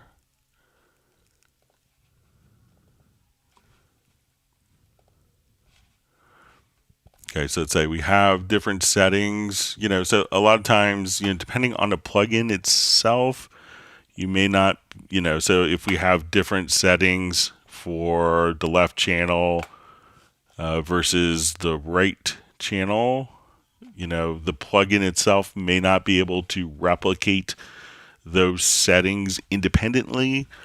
What you can do is, just save a preset. So if you wanted to save this as a preset, but like this most plugins may not have separate left and right channels. But if you say, okay, I like the settings in this, we'll call it Secret Studios. If I get my correct keyboard.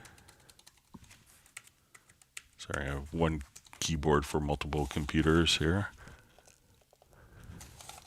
All right.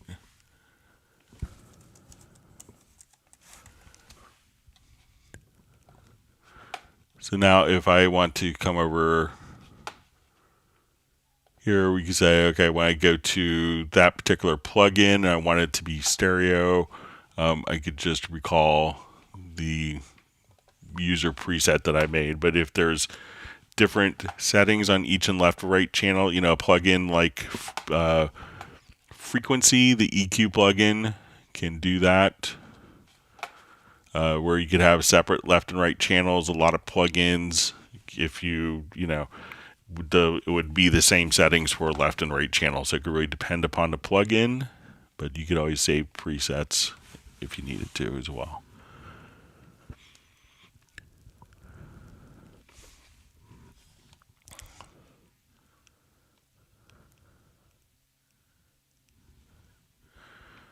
So we see from Yak Martin, I says, I upgraded to Cubase Artist 13. I'm still chicken because of the rumors of resources, not afraid to use freeze and render in place and bounce.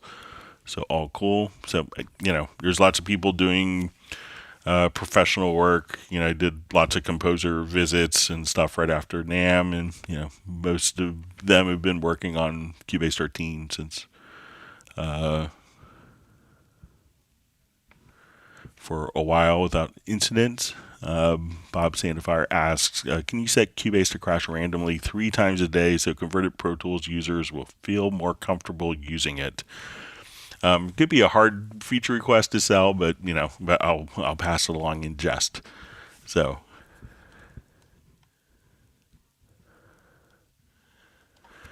all right, so Mark Raven says, Greg, just so you know, Stella, his dog, loves my voice. She has countless hours of learning Cubase. She's the best ears in the room. She loves it. she leaves if it sucks. She adores this. So it's a wonderful, and thanks for bringing Stella onto our Zoom meetup a couple months ago. She was exactly as I pictured she would be. So it's very kind. My voice puts my son to sleep if I read to him as well. So.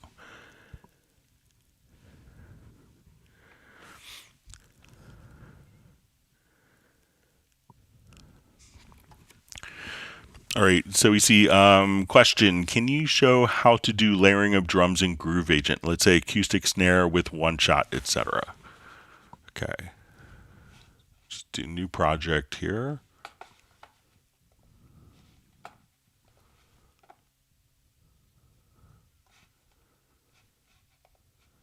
I'll just add a blank instance of Groove Agent. I'll just put like a kick and snare in.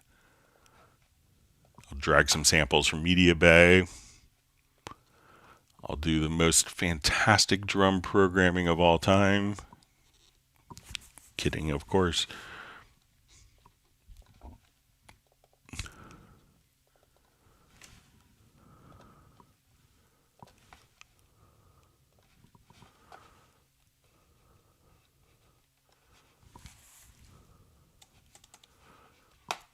All right, so let's say I'll just put in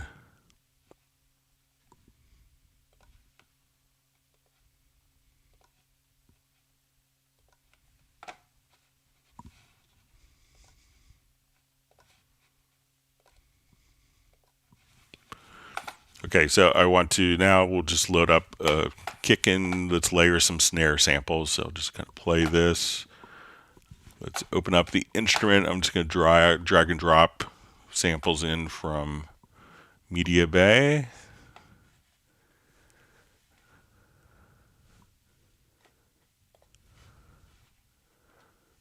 All right, so I want to find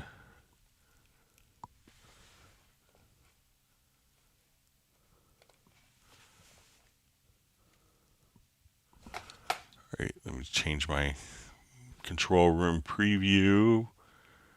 Preferences is probably still going to.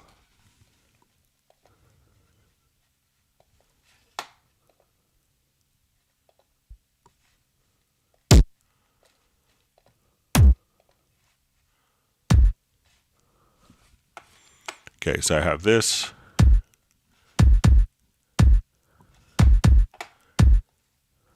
I'll just slow it down. All right, now I want to find snares, and let's layer the snares. So I'll come here. So I'm going to drag this over. All right, so what I want to do is I'm just going to drag snares over. That one's annoying.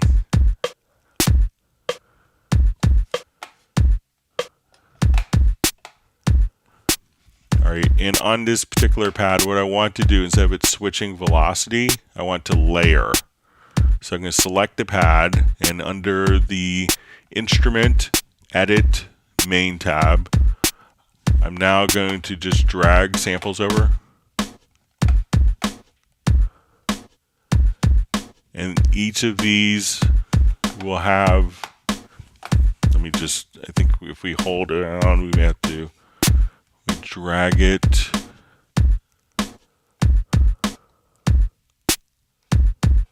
All right, so when we do this, it's going to be, I forget the,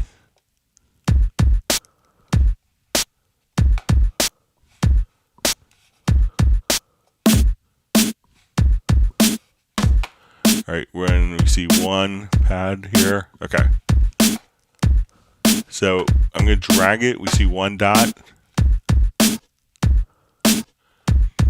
So now each of these different snare samples, I'm just layering them all together.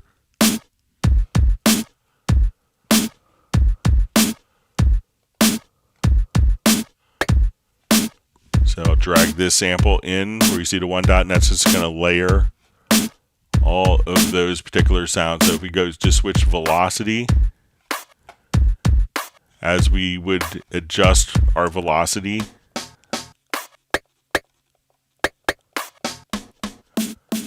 but if we choose layer, now all of those sounds will be layered together. So you see they get 1 dot, 2 dot, or 3 dots. Do it in 1 dot.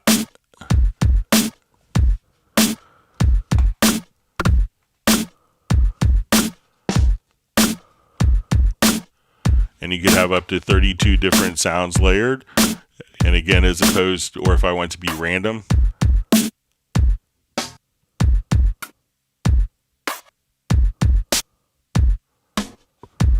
or we could choose for this to be based on the velocity. I think we had the same velocity, but let's just choose to layer all those different snare samples together. So again, just drag, select whatever snare you want, drag it over where you see the 1 square versus 2 or 3, and then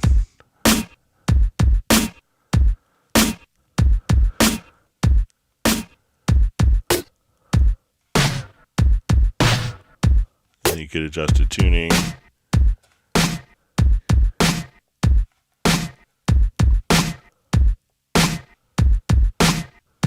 And layer samples in Groove Agent just like that. So let me know if that makes sense.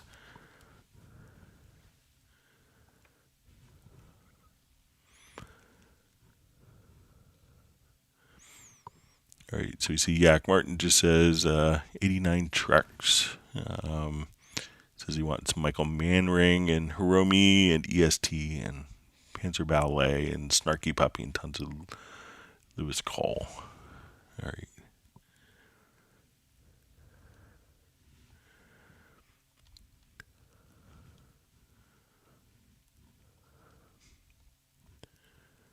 All right, we have Tiago checking in from Brazil. Thanks for joining us. Great to see you on the live stream.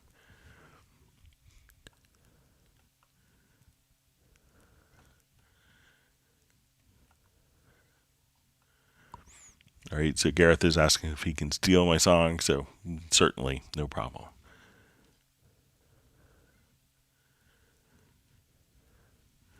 All right, wonderful to see Nick on. He's hoping that everyone's pressed the like button.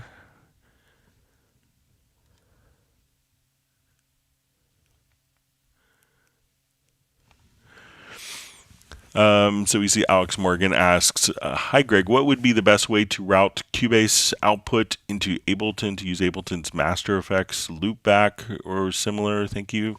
So I'm not sure if you would, probably the best method if you wanted to do that, and it's usually people are going kind of the opposite way, might be just to have the file exported to Cubase. I'm not sure if Ableton is capable of, taking, you may be able to find an audio utility. It may add latency on the system. It may degrade the audio quality, but I'm not sure if other programs have the ability of taking the audio input. I guess if you had 2 separate audio interfaces, that you could take use one interface for Cubase and one for another program and take it that way. But you might be best off if you really needed to do that is maybe just exporting the file in Cubase and processing it if needed.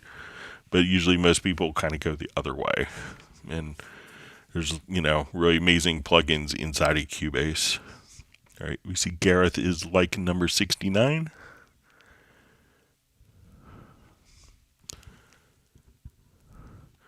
All right, so Yash, I think I saw your email come in. So thanks for sending that.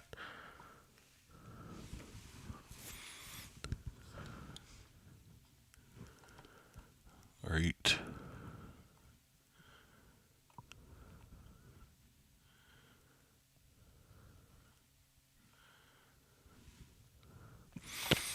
All right, Daja asks, in C13 Pro, any recorded track, how do I get the wave images to reduce so I could see the actual shape?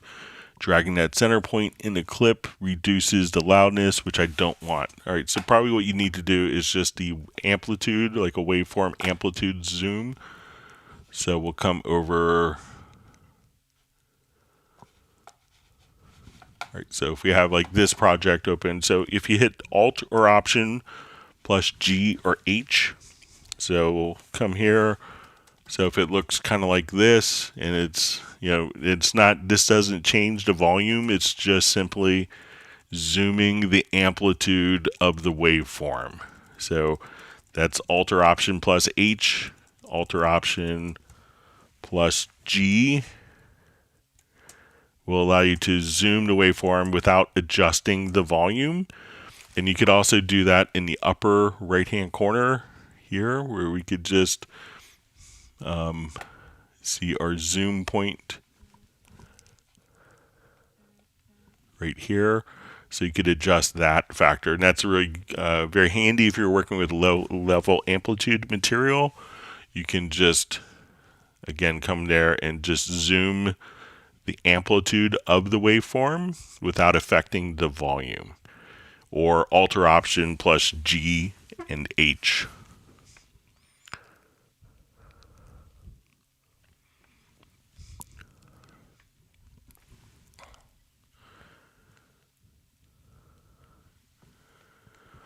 All right, we see a question from Abraham. Hello, Greg. Is it possible to have one MIDI region for loop recording instead of multiple regions? Then we need to glue them or bounce MIDI.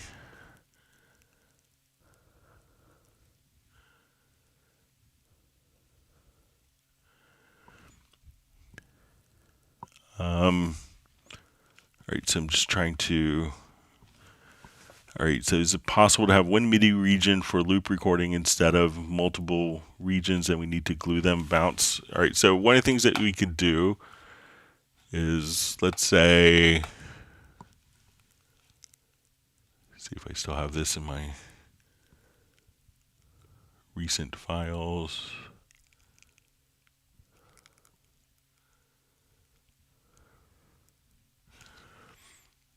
Okay, I'll just open this up. Like, I'm not sure if you want to just have like a small MIDI area that's recorded separately.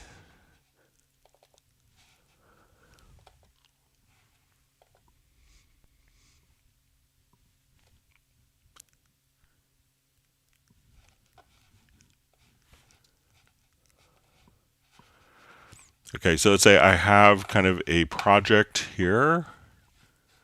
And let me just make sure I don't kill you.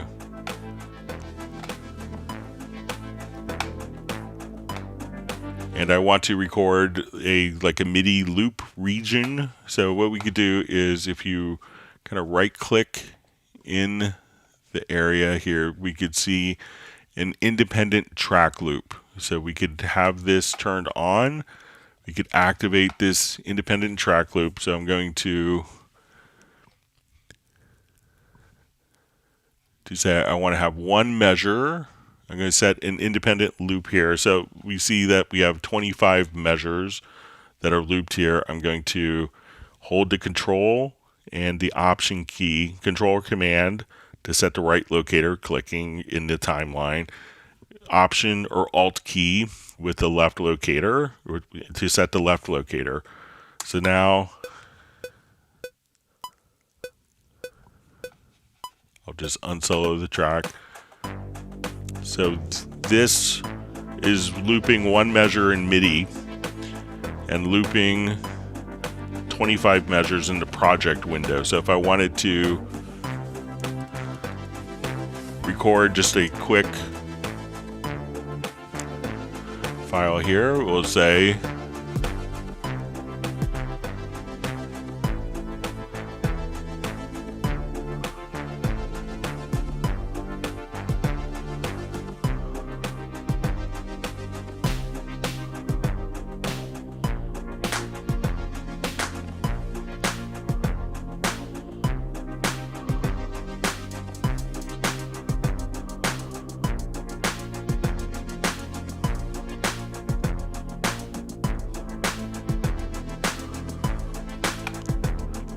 so now let's say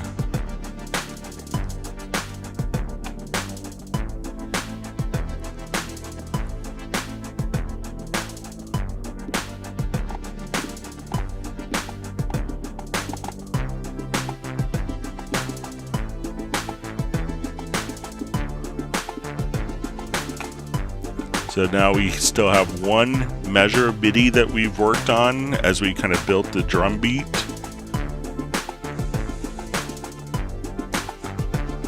So we'll just kind of expand this. So once I have kind of everything that I like, I could just hold down the shift key and drag it across. And we can take off the independent track loop, and now that part is automatically been created, and if I make a change in one of the events, that will change all of them.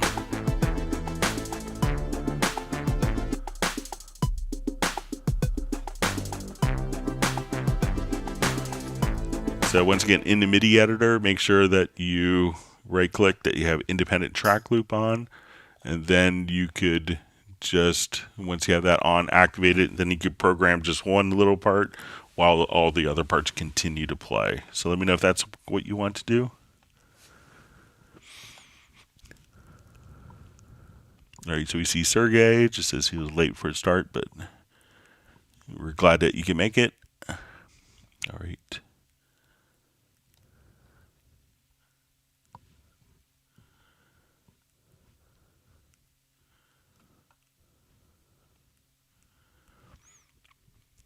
All right, so we see Daja just says, welcome back from NAMM. Hope you had a blast. It was wonderful seeing so many friends and colleagues. You know, I think it was my 31st winter NAMM show. So it's great to be out in Anaheim.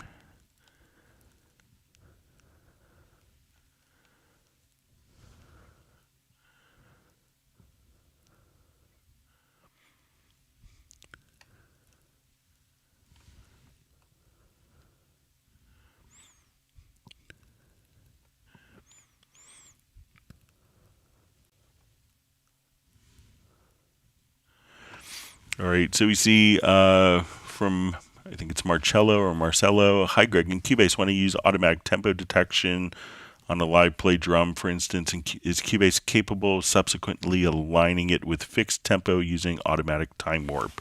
So you don't have to do an automatic time warp, so we'll show you just kind of a quick project here, and this could be really for any audio. I'll just do, let's say, a full mix, like a 2-track.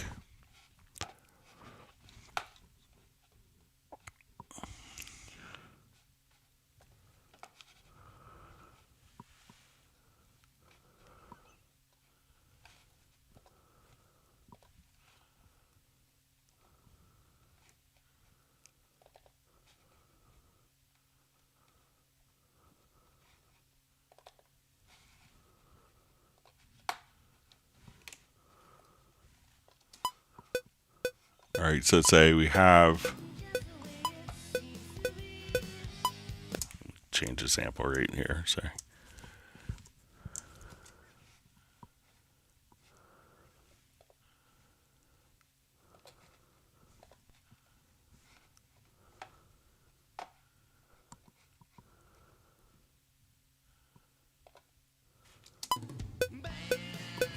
All right, so say there's no tempo, and this could be drums, piano, any recording.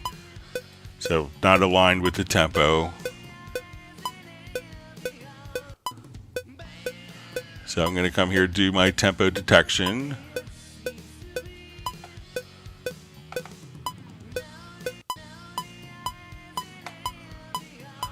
All right, and I'm going to find where the downbeat is. So it's right there. So on our signature track, we'll say, okay, this is going to be, we have a little drum intro. So if I want this to be steady, I don't have to automatically warp things. What I could do is select the file. Let's go to our audio, and we'll go to advanced, and we'll say set definition from tempo.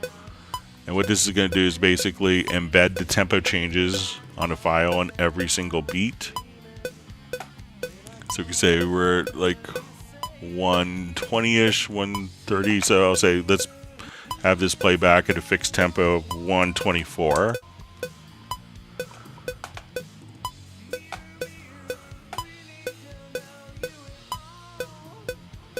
So now it's playing back perfectly, set it at 124. Let's say, okay, what if I want it to be 156? So I don't have to quantize anything manually. I just changed the tempo.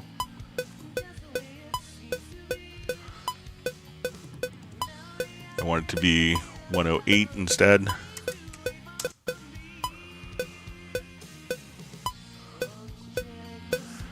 So we could take what was a recording that had natural fluctuations and we could just have it be perfectly steady. And if I want to go back to the original tempo and just kind of change this, like I say, let's make this a little tighter overall. Or I want this part of the file to ramp up.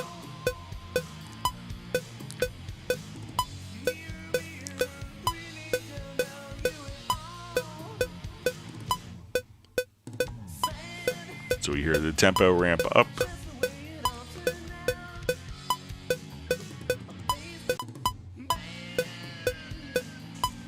So that's the kind of stuff you can do. So once you have the tempo determined, you don't have to manually quantize it.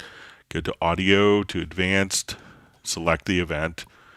Audio to Advanced, set definition from tempo, and just change the tempo, and it will do all the warping for you.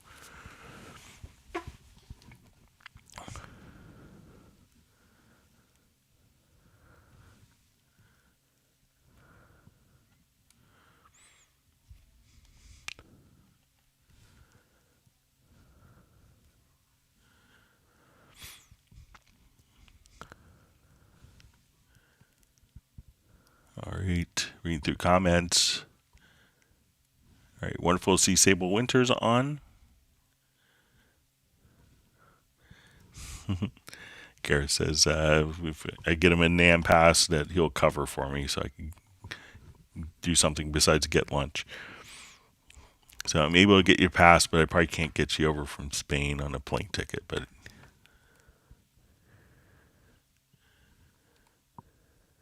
all right, so we have Justin Hampton saying hello. Thanks for being on the live stream.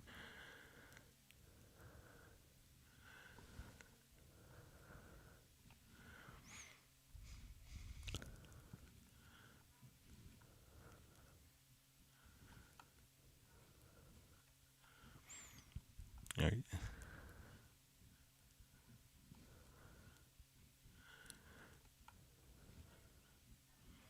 Okay, reading through comments here. See, Gareth was messing with the mod machine yesterday. It says lots of fun.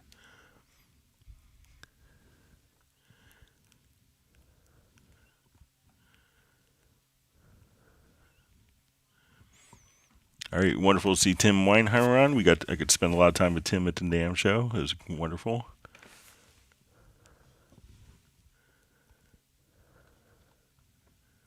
Glad that you like the Yamaha booth. You see Michael Teens has booked his first vacation in a while. He's going to Aruba.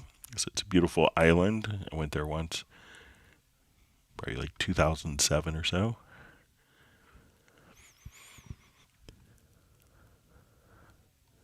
All right, so we see from Gareth, it's possible to disable all selected tracks using Q-Link and suspend. So I don't think you even need to do that. If you just, let's come over something more tracks.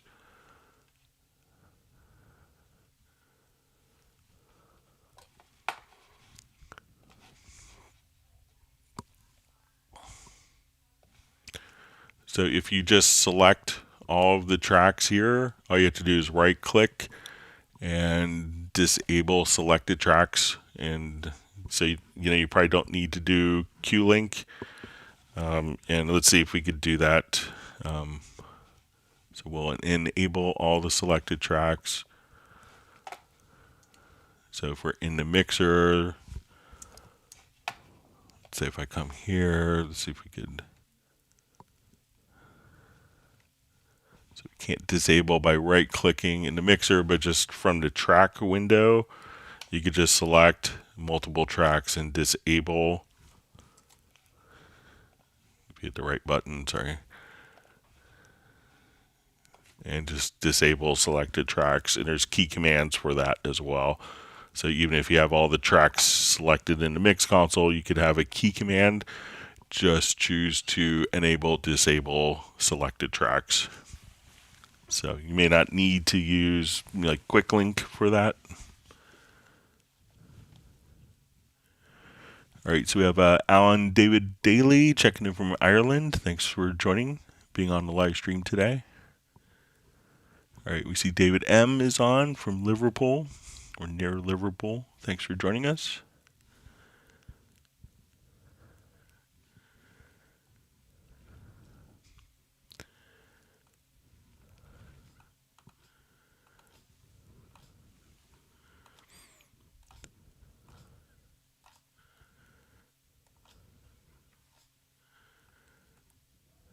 All right, sorry, my machine jumped on me.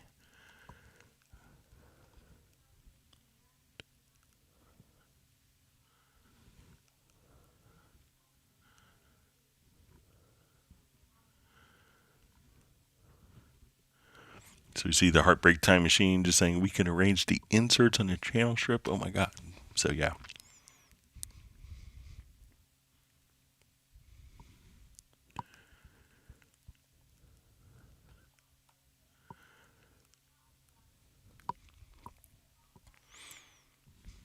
All right, so we see JVI says, Greg, disabling all inserts and sends, etc. would be really handy as a feature request to have bypass and a new disable function. So I think, I discussed that with some of my colleagues when I was traveling with them earlier this week. But, in the meantime, you could definitely use the Project Logical Editor preset for that.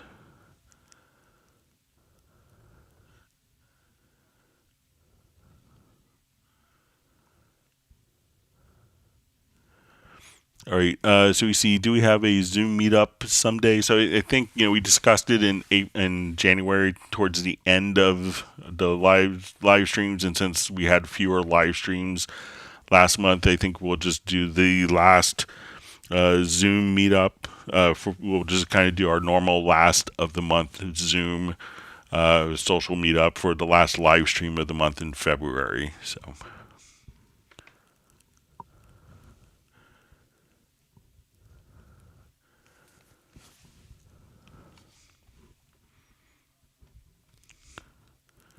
See, Gareth just says, cheers for the tiny dot tip. Says those little tiny dots are there for a reason. Yeah, and they are important.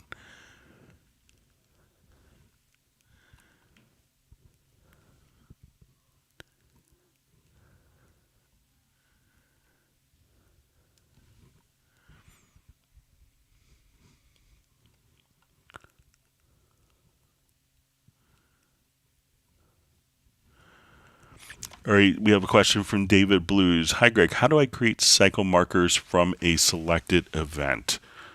Okay, so let's say I want to do a cycle marker based on this event. I'll add a marker track.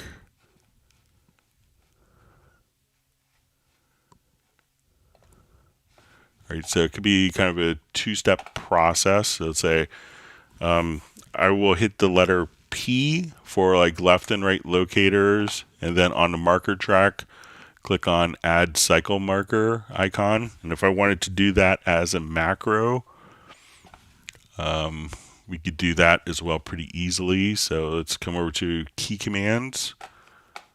So again, just to do that, what we could do is set the cycle markers are set around the left and right locators. So again, if my left and right locators are elsewhere, and I want this as my cycle markers, P, and then you could click on the add cycle marker, and then it will be based around that particular event. If two steps was too many and you wanted to automate it, let's come over to your key commands. Let's add a macro.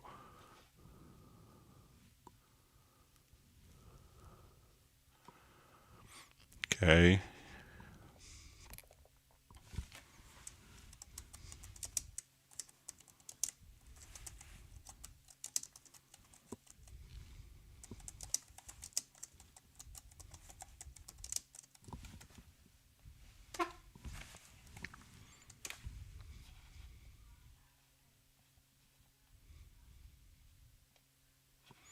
Okay, so what I want to do is, we'll just say P. I'm going to add that command for locators to selection. And then we'll say, I'll just type in add cycle marker.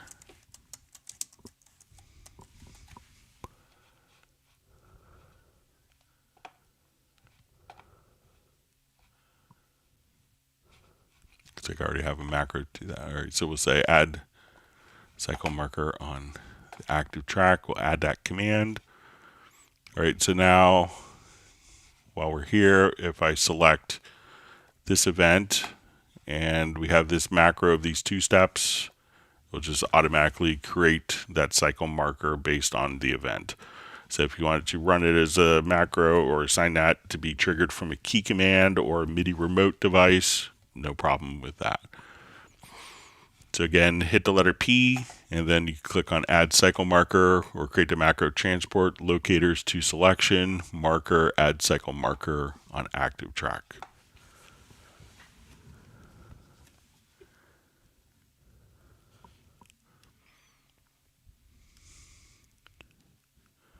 See, Gareth just says, cheers for all the tips, Greg. So I'm happy to share knowledge.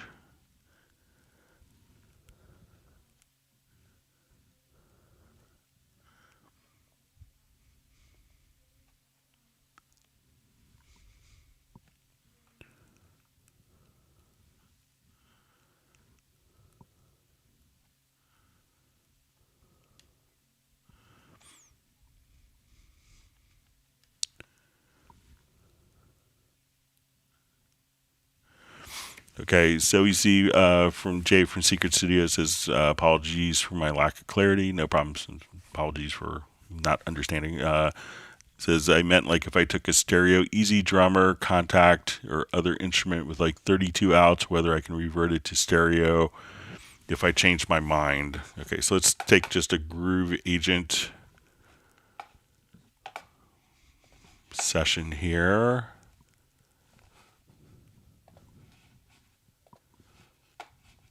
And we'll load one with multiple outs. So it could be different for every instrument and how it's handled. So let me just...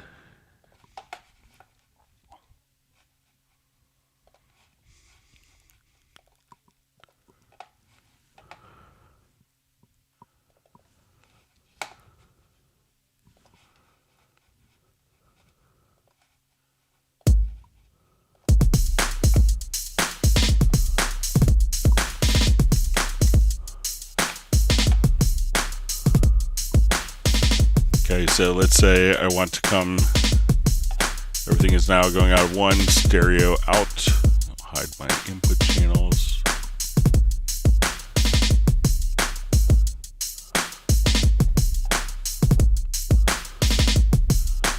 Okay, so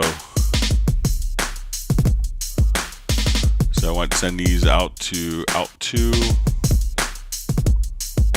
my kicks.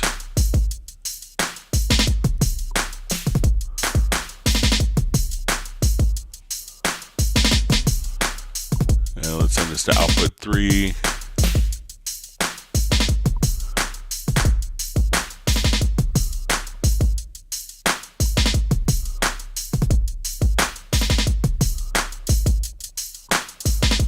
And let's say the hi-hats to output 4.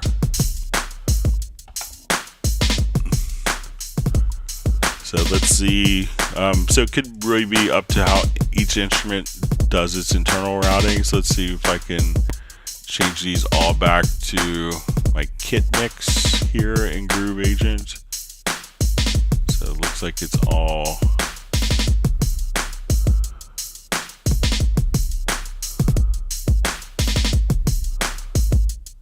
so it looks like that worked in Groove Agent. So just selecting all the pads and switching it back to kit mix if I change my mind, but I'm not sure how, if the other drum programs that you're using would have a similar function. It's really up to the instrument and how it does its routing.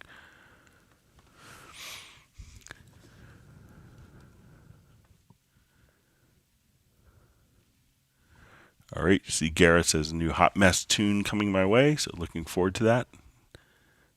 And yes, it is cool. So I have a little bit of time on We have a day off on Monday, catch up for some NAMM stuff, so look forward to it. Gareth says Greg should get voiceover work. So I actually know someone who's a voiceover talent agent. He's been doing it for a number of years. So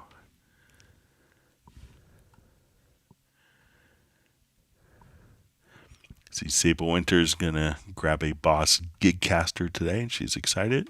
Enjoy your new toy. Look forward to hearing your impressions on the next Zoom meetup. All right, Georgina asks, how can I simultaneously link the volume of my 60 tracks from the mix console to decrease them collectively? Okay, so we could link channels, and there's even a temporary link. So we'll show you that way. And then if you have a lot of automation, we'll show a different method. So let's come over to this, and we have just a number of tracks.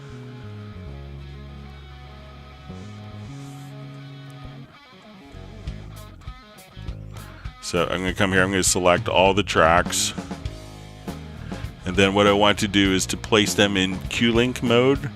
And now I could just take the tracks and increase and decrease them all. By moving one fader, they'll be linked. To do this temporarily, I could hold down just Alt or Option plus a Shift key. And then when I let go those keys, so if it's all too loud, we can just bring it all back like this. Another method to do this, if you have automation where it's kind of going up and down, we'll open up an example of this scenario.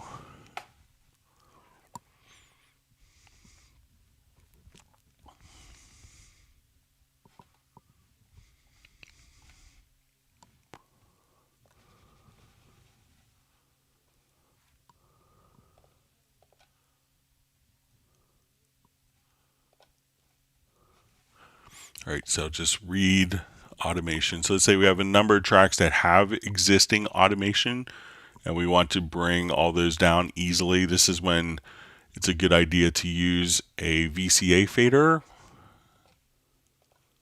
So say we have all these drum tracks with automation going on. I'll just hide the rest of the tracks. So what I want to do is to select all of these channels, and then we could add a VCA fader to the selected channels.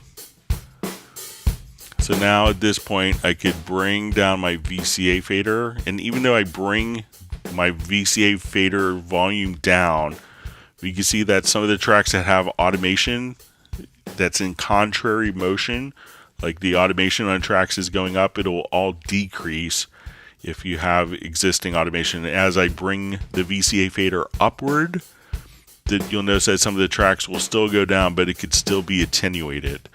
So if I automate my VCA fader, so what I could do now is just come here, bring all my tracks down, bring them all up, and this is, so if you have existing automation, it's good to utilize a VCA fader, because that could keep the proportionality and not affect when it's going up or down in contrary motion.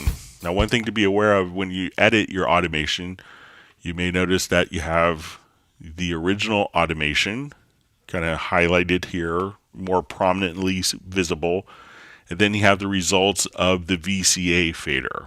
If we want to kind of make those one in the same, or to coalesce them, what we could do is just on the VCA fader channel here, we could just choose a little drop down menu. We could say combine automation of VCA and linked channels. Once we do that, then we see that the result of the VCA automation has now been applied to the channel. So if there's no automation on the events, then linking the channels is very easy, a quick link. If you have automation, then sending it to a VCA fader can really make a big difference with gain structure, especially if you're utilizing effects. So two different methods.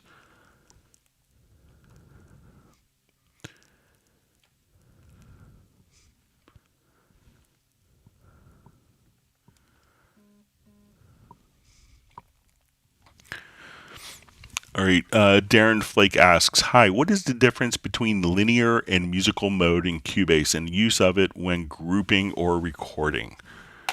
Okay, so let's take a look. All right, we'll do a new project here.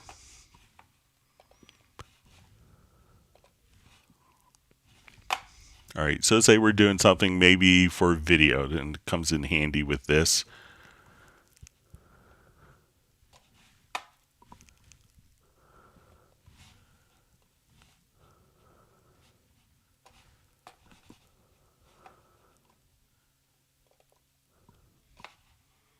Okay, so let's move this over. So let's say and let me just get the frame rate to match here.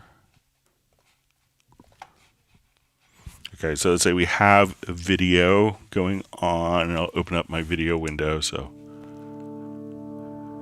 let's say I want to come and I wanted to put maybe a special sound effect at a special point in the video. So a lot of times when we will just kind of play a particular event, so I'll add just an instrument here.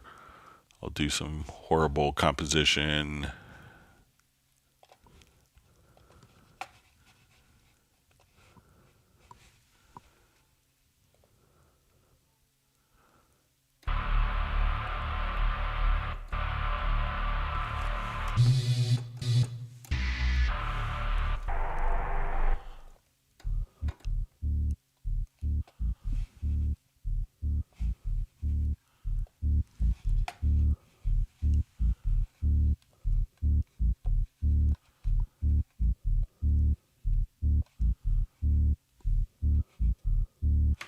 All right, so let's say I want to now just do like some composition with this. So I'm now place this into record.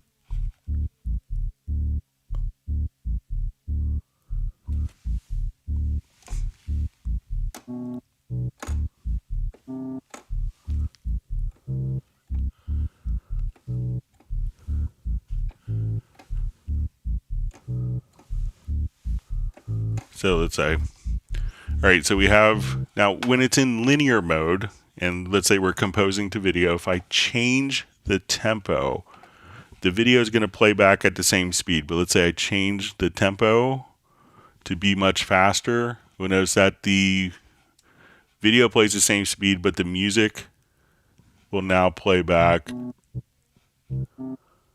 will be playing back faster.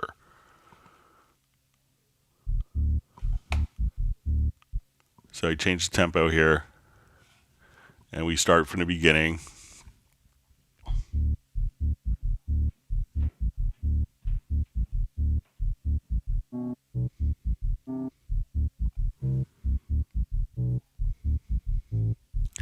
So when it's in musical mode, when I change the tempo, the events will change based on the tempo. So if I play now at 100 beats a minute, the music's going to be slower and will last longer into the video.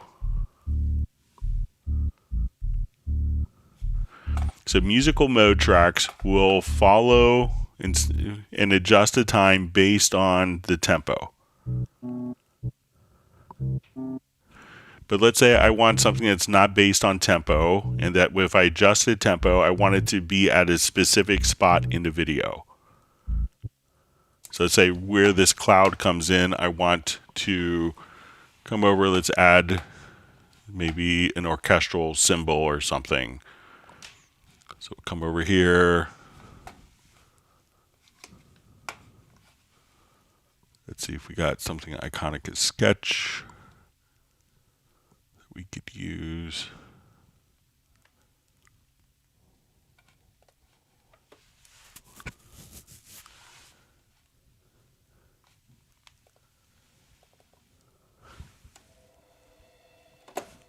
Okay, so I want this symbol here.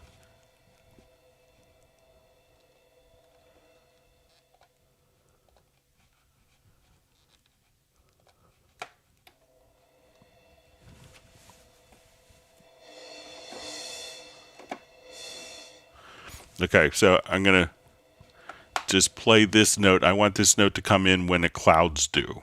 Okay, so as we play the video here.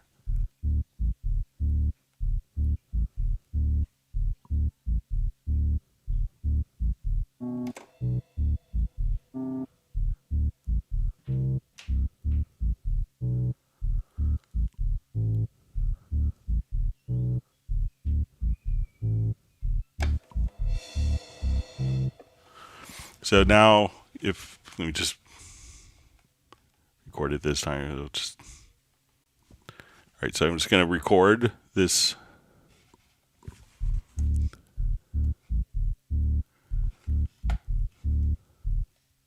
Make it go a little faster here.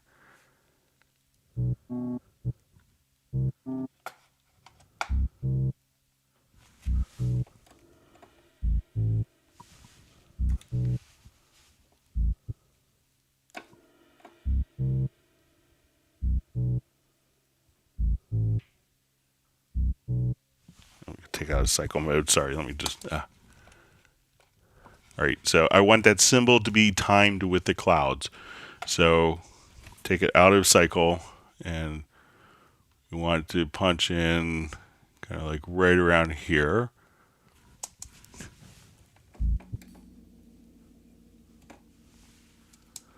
Okay, I'm just going to find the pitch. Okay. So I'm going to record.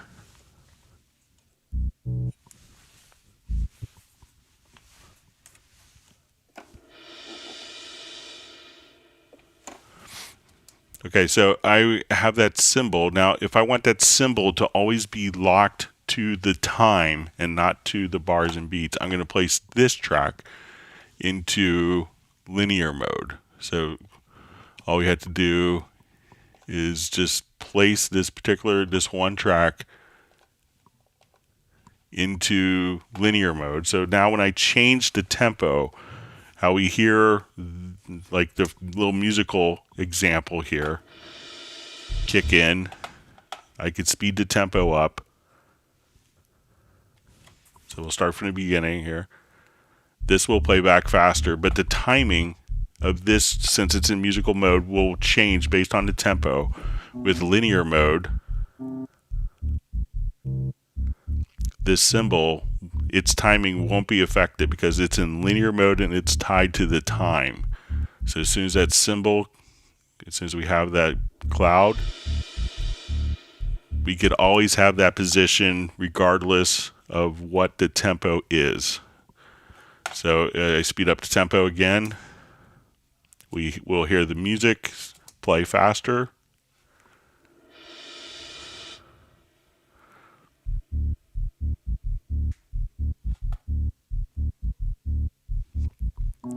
Then as soon as that cloud comes in, that symbol isn't going to speed up or slow down based on the tempo, because that, when it's in linear mode, it's going to be locked to the actual position in time. Whereas the rest of the music can play back, speed up, and slow down. So its position of the events isn't tied to tempo, but it's tied and kind of locked to the time position. Great.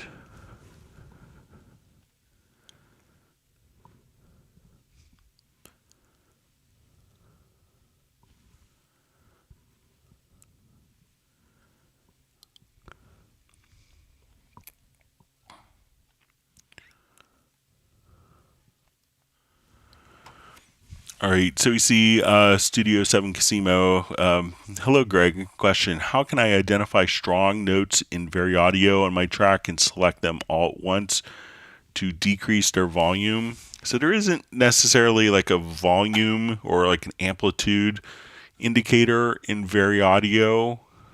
So, but let's come over and just take a look. So let's say if we go...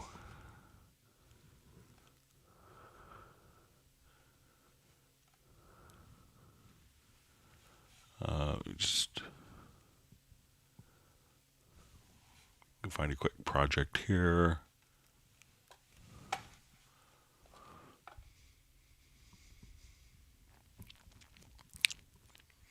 You can do volume editing in Very Audio. So let's say if we come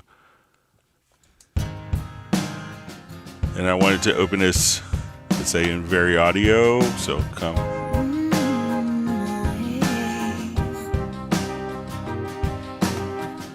We played our records into the night. I turn it up, you wouldn't mind. So if we have the default in the Very Audio tab, once you have it activated, you could set the smart controls to show all smart controls. And at this point, if you go to, I'll just make this a little larger so it's easier to see. So if you have a note that's too loud, you don't necessarily see the dynamics of it, because the principal concept of Very Audio is going to be more for doing pitch correction. But if you go to the lower right-hand corner, once all the controls, you could adjust the volume of each clip here. And really the intention is, like a lot of times people may be kind of doing full screen editing, and while you're kind of in like very kind of granular level. That was okay. Guess all along I was so naive. So if I wanted this phrase here to be louder, I could just go to the bottom right hand corner and we could adjust the volume of that segment. Guess all along I was so naive. Now you're packing boxes ready to leave. So you could adjust the volume here, but it doesn't necessarily, it's kind of more for spot correction. And, but it's very easy to just kind of take your different sections here and say, oh, this phrase is a little hot. And you could just do Shift X and come right back and say, okay, just, switch to the object selection tool and do clip gain. So, there's a number of ways to do, volume handling, whether it's dynamics processing like compressors, or if you wanted to just turn that directly into, but you can do some like spot correction. So while you're here, it's like, oh, this really bothers me. Let me just take this word. We could do it in Very Audio and you have a volume slider here, but it's not going to visually show you kind of the dynamics of the material in the Very Audio editor.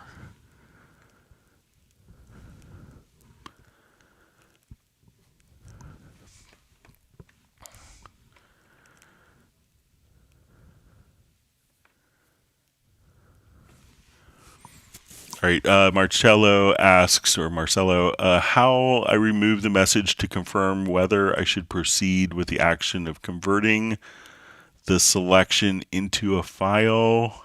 I'm not sure which, some dialog boxes will have the option to not show me this again. But if you could let me know which exact action is triggering that particular message, I could probably help out a little more.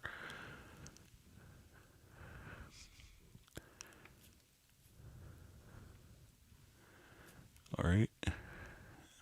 So we see from Yak Martin says 7 layered snares. Does that count for EDM? So I don't think I put a bit crusher on anything, so probably not. Let's see, Bob Sandiford says, whoa, that just saved me some time. Great. All right. Oh, so wonderful to see Pablo has made it on. He says I'm doing ED Greg M. So Pablo, wonderful drummer of Hot Mess. Thanks for being on. So wonderful to see you on. Everyone's happy to see Pablo on.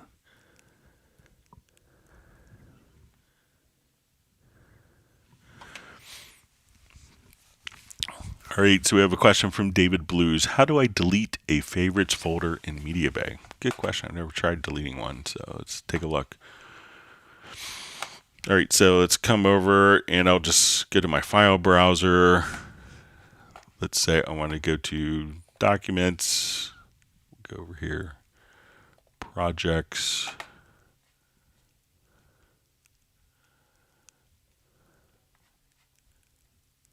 Let's say I want to make this a favorite folder, so I will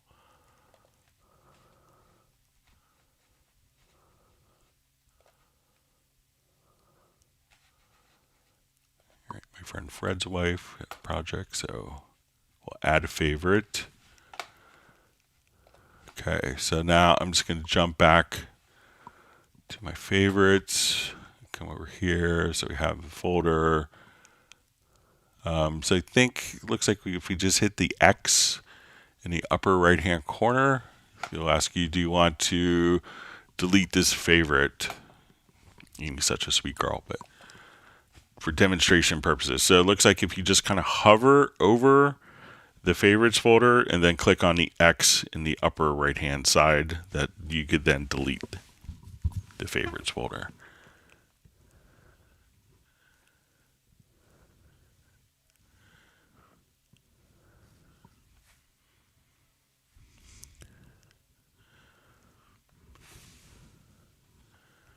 Let's see, Matic X or Madix says Greg is kind of inspiring me with that beat. I just make him up. So, all right.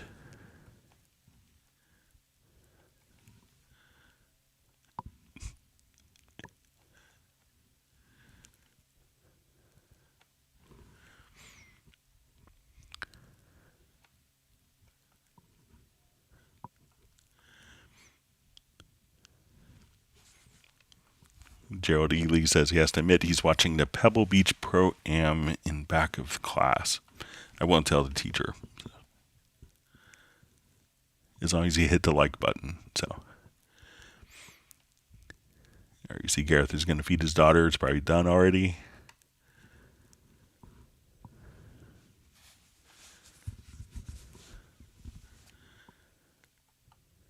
Pablo is on tour and checking into the live stream. All right, we see Martin from Germany joining, so no worry about it.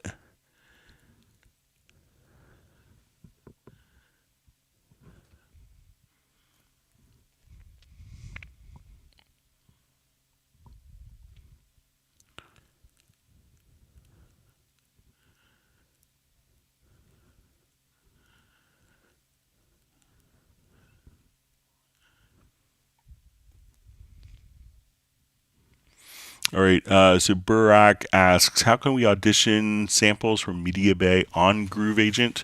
So one of the things that you do with Groove Agent is actually audition the sounds inside of Groove Agent. So we'll show you that, and this may be a kind of a better workflow. So I will.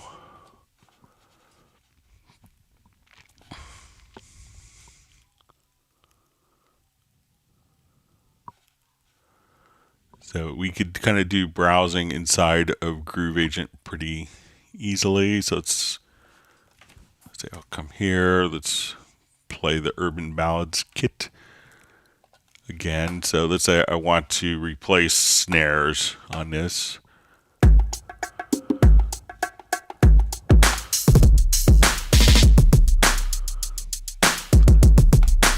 Sorry, let's turn it down volume-wise here a little bit. All right, so let's say I want this to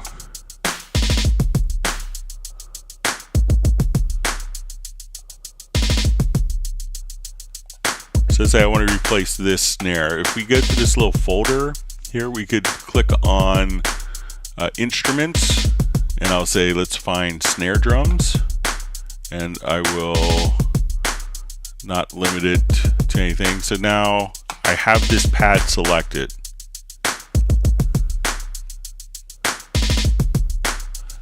All right, so I want to replace that hand clap sound, so I could just now double click.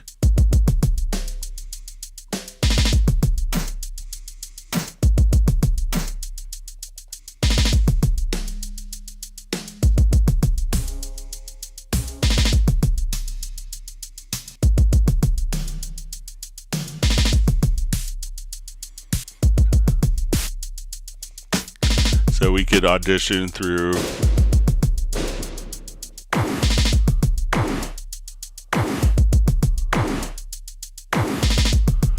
And if I wanted to do it to other folders, like these are all like different Groove Agent snare samples, but we could go to the browser and just say, okay, find a folder on this computer, and you could navigate to any project here. So say, okay, I want to come over here and find my favorite snares folder.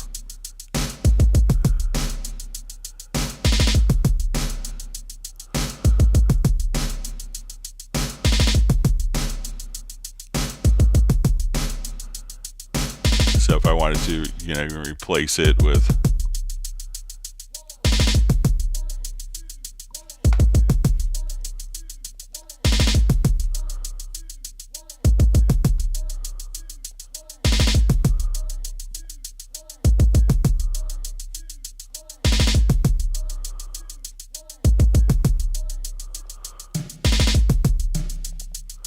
so anywhere on my computer or network that I have snares.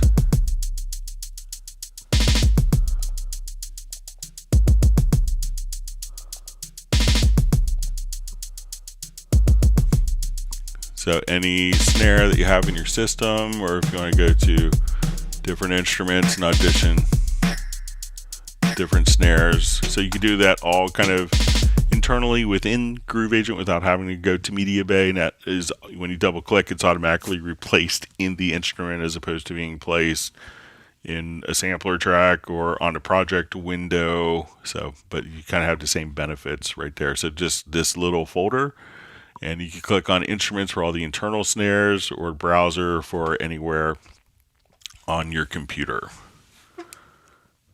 So let me know if that makes sense for you, Barack.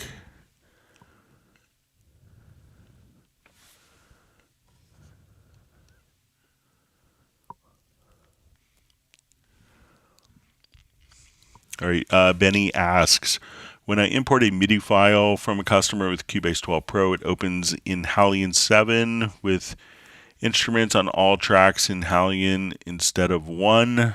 What could be wrong? Cubase 13 Pro. So, depending on the MIDI file itself, if it's a Type 0 MIDI file, a Type 0 MIDI file will be all on one track. A Type 1 MIDI file will have the different MIDI channels on different tracks, and it could be just a preference. When we go to import, we go to preferences to MIDI file. One of the things that you could do is automatically auto dissolve format 0. So format 0 is often used for hardware sequencers that didn't necessarily were primarily playback devices and would see all 16 MIDI channels on one event. That would automatically dissolve those particular events. So if you wanted it all on one event, you could choose to uncheck auto dissolve. And if you didn't want it to go to like Halion Sonic, at this point you could just have on its destination set to MIDI tracks or instrument tracks as opposed to Halion Sonic multi-timbral. So give that a try. And great to see you on, Benny.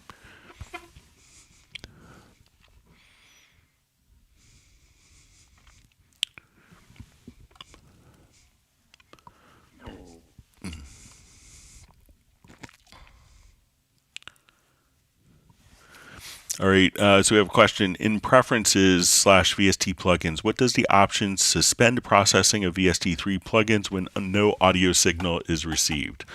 All right, so let's open up the preference so people can see it. So we'll come over here to preferences, to plugins, and we see this suspend VST3 processing. All right, so let's say we had a track, that had plugins on it, like a really heavy plugin.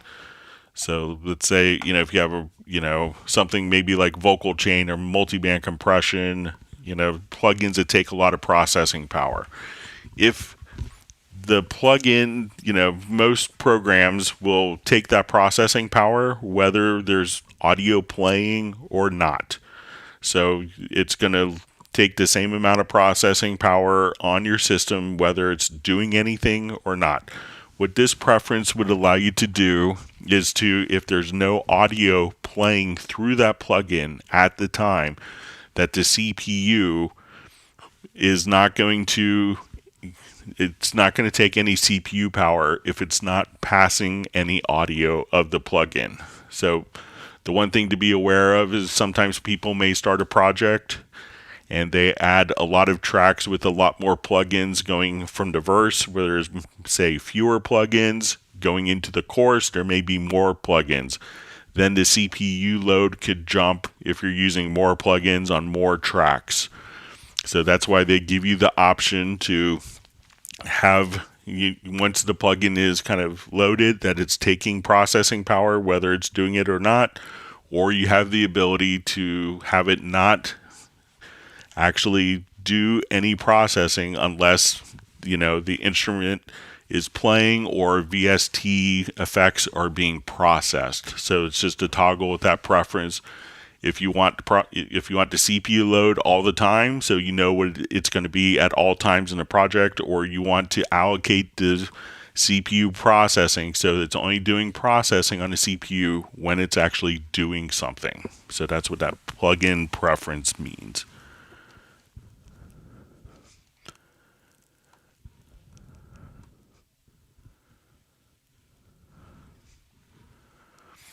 All right, so we see Vincent just says he finally solved a solo issue. It says, so I hope you had a great time at NAMM. I was fiddling with the MIDI remote and wonder what the selected function is for. Yeah, just let me know what you did to solve the issue. Just out of curiosity, I'm sure Nick would like to know as well. So we see in the MIDI remote, what is the selected function for? Okay, so let's take a look. I want to open up different project here. So let's say I want to have a MIDI remote set up for particular functions, but I want these same functions regardless of the track. A lot of MIDI remote, like when we're doing remote control device, you may say, I want to control this plugin, but I want this plugin to be used on channel 7. And if you select a different track, it may not be used. So let's come over to this. I'm going to add a number of plugins on a particular track here. So let's say we go to inserts, and we'll put a black valve compressor on all the tracks. Okay, so I want to be able to control a parameter on this plugin, let's say our peak reduction, but regardless of what channel is selected. So I'm going to go into my MIDI remote, and I'll just say I want this particular knob here. So we'll say selected track, and now I'm going to go to my insert and strip. I'll say let's go to my inserts. Let's go to actions, or say parameters. So we're going to say here, we just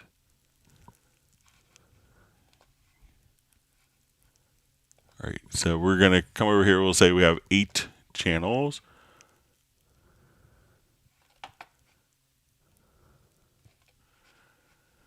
All right.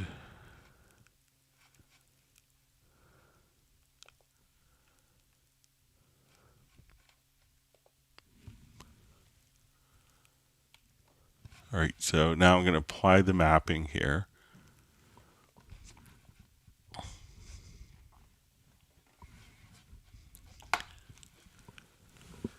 So let's go ahead and open up.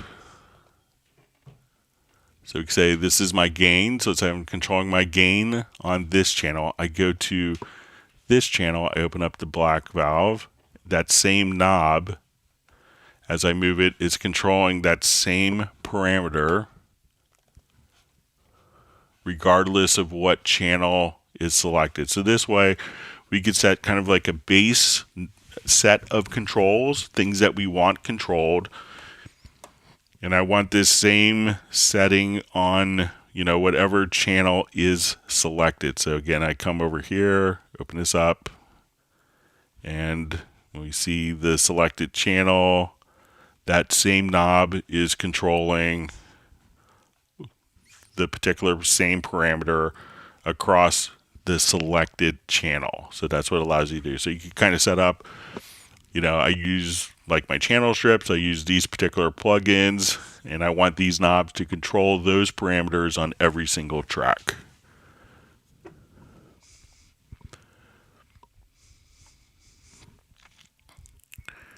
All right, you see Yak Martin has to take off, so thanks for joining us.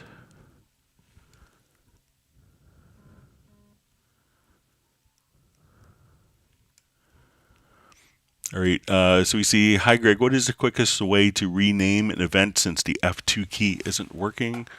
So usually the F2 key is just, opens up the transport, but if you wanted to rename an event, if you just select the event here, you can see the event description and just kind of type in on the info line, and then you could rename events just like that. So select the event, and then you could rename it.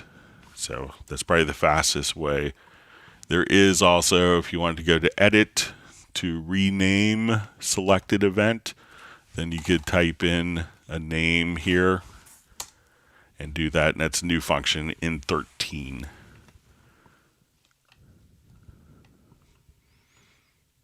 All right.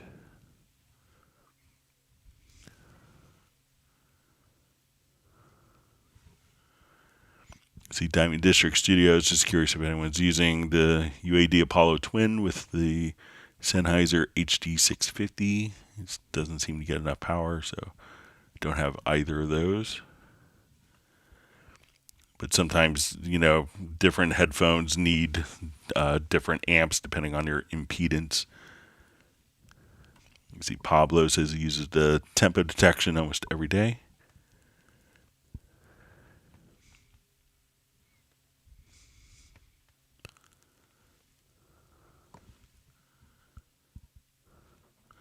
All right, so we have, says, well, the solo issue is resolved, I now have a new one. When opening a project with different sample rate, Cubase freezes, and I have to quit Cubase. When restarting Cubase, the project opens. Any guess? So it could be, depending on how the clocking is being handled by your audio interface, I would go to your studio setup, and I'm not sure if you're externally clocking, like if you have like something like an Apogee Big Ben, like a master clock, something along those lines. I don't have any external clocking on my interface, but just select your audio interface here and just check your clock source. Sometimes some audio interfaces don't switch the sample rates. When you do that, if it's being locked to an external clock of some kind. So if you have an ADAT mic pre interface where you're sending 8 channels from an external mic pre into your device, you may have this, that unit set to clock, you may be clocking your interface to that unit externally, or that unit may be clocking to your interface. So check the clock source settings here, but it could be just some audio interfaces, if like, I think Dante even, which is a very sophisticated kind of, audio over Ethernet, can sometimes have problems changing sample rates as well. So it's really could be depending upon the audio interface that could cause that for you.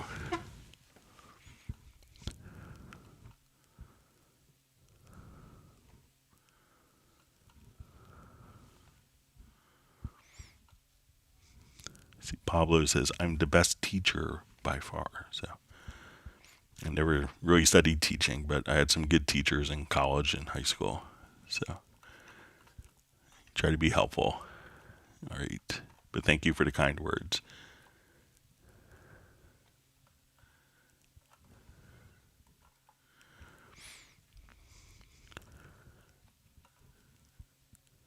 All right. My chat field just jumped. Let me see if I can catch up.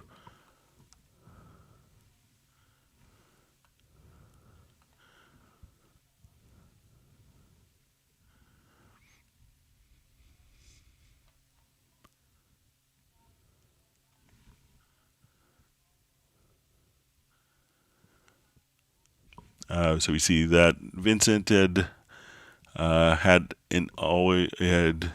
enabled always on top setting for the channel window. So maybe that was taking focus.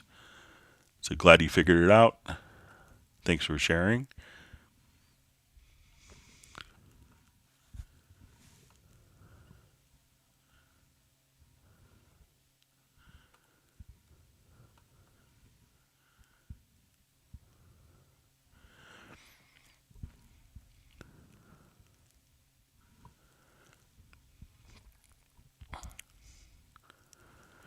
All right, so we see Sable Winters is trying to figure out how to use it to access colors. So I think if you wanted to access colors, Sable, if you go to your instrument, and we'll run it as Howling and Sonic. I don't have the new one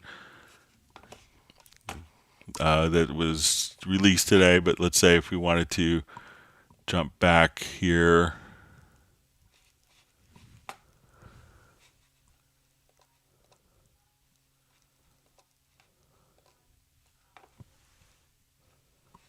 Just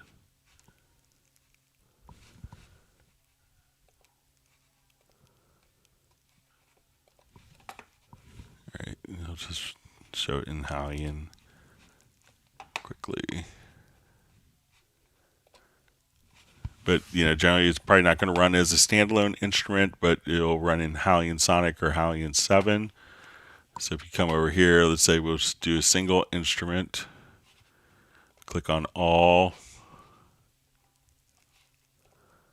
And then you should see all kind of the family categories here. So we'll say you'll see colors free, and then we can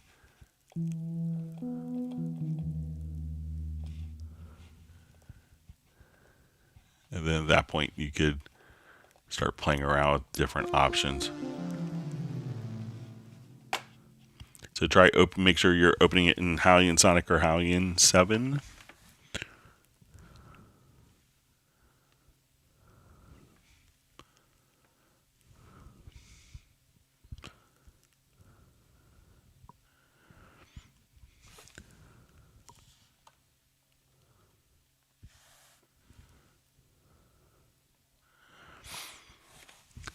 All right, so we see Tim Benetton asks, hi Greg, you showed how to layer one-shots in Groove Agent, but can you show how to layer acoustic drum kit inbuilt in Groove Agent with third-party snare one-shot?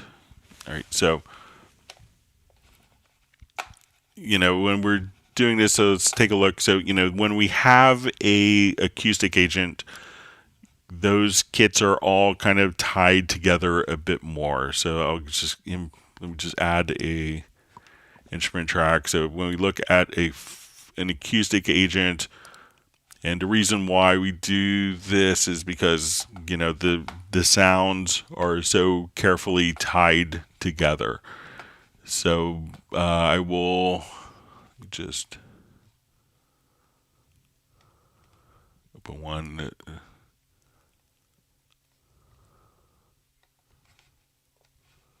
Here.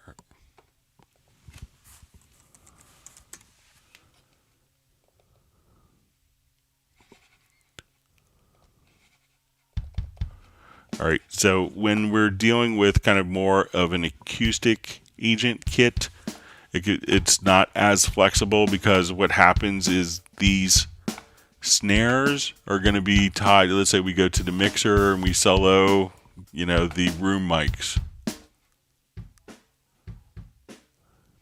The snare is in the room mic, the snare is in the overhead mic. So when we're dealing with kind of like emulating kind of a multi-mic'd acoustic drum kit, we realize that snare is going to be picked up in other microphones. So, and that's what kind of makes it unique, is that you could blend the levels going into the room mics, the overhead mics, as well as the original snare. So this one snare is also showing up in different samples. So that's why, when we have these kits, they're pretty much going to be fixed, because if you dropped a different snare in, that snare is not going to be relating to the phase relationship of all the other microphones that have been sampled into it. So with that, if you wanted to augment that, I would maybe run one Groove Agent instance as an acoustic agent and one as just a normal kind of beat agent kit and layer the samples that way.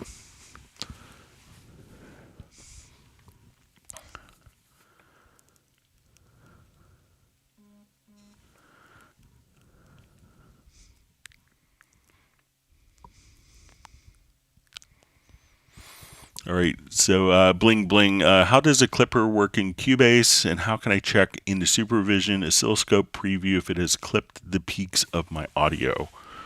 Okay, so let's jump back here.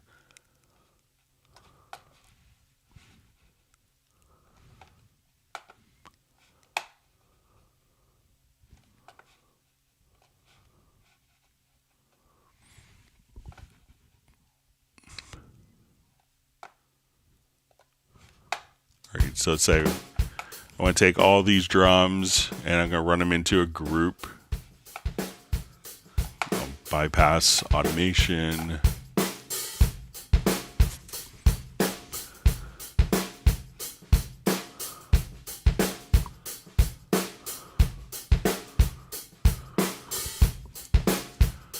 Okay, so we could route this to a group and to a VCA simultaneously. I'm going to route it to a group so that we could do processing.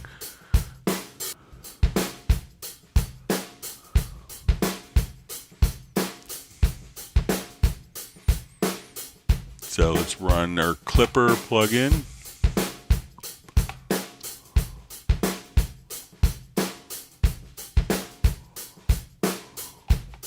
So, there's a soft clip, but let's say I just wanted to run it through our, let's try something fun like Razor.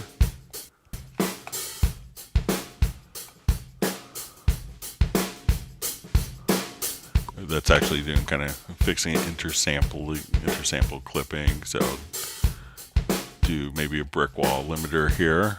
All right. So say we're doing this and we have our brick wall.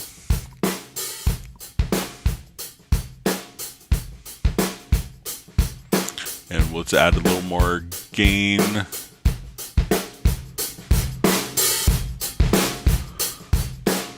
All right, so I'm going to just open up an instance of Supervision here. So we'll go under Analyzer. So there we can see kind of, just looking at level, if we look at our VU, and here we'd probably want to see this as VU DBFS. So we can see visually kind of what's going on, and I'll just open up a couple more level.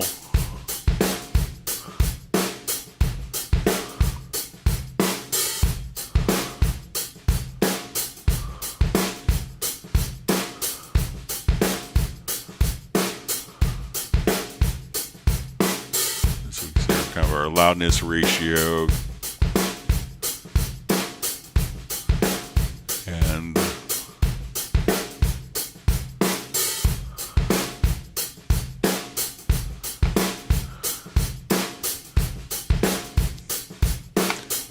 this to the right here, we'll get our loudness.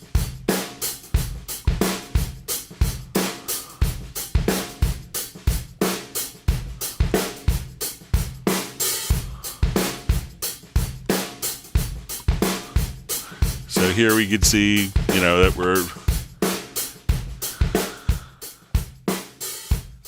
we could see kind of pretty easily where we are with that, but let's come over and say now I want to look at the insert, and as we make our adjustments here, we can see pretty clearly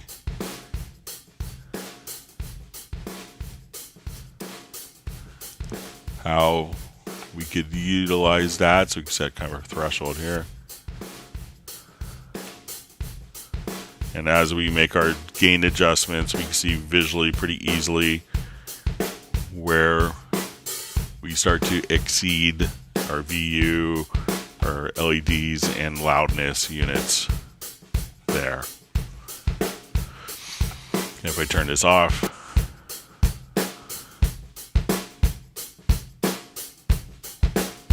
we can see that we have more control over dynamics that way.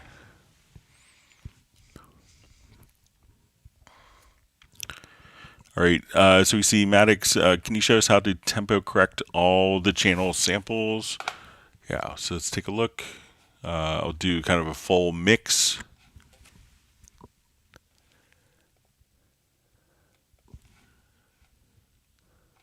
I guess it's more of a multi-track way of doing that. So let's open up.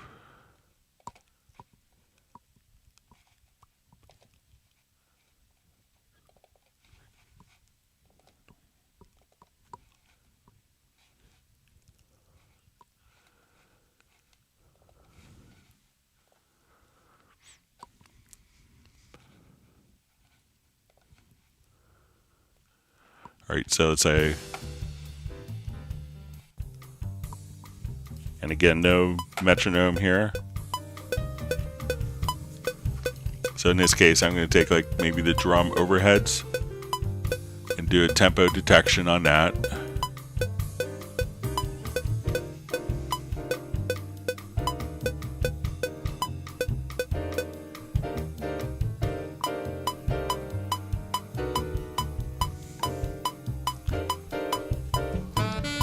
Alright, so I'm just going to find kind of the beginning.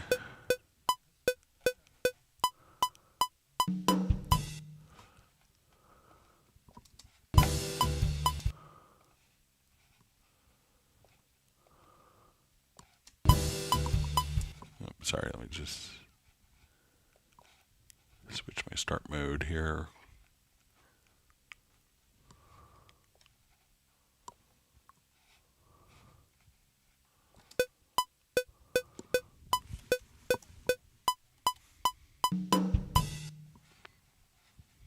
Okay, so I'm gonna now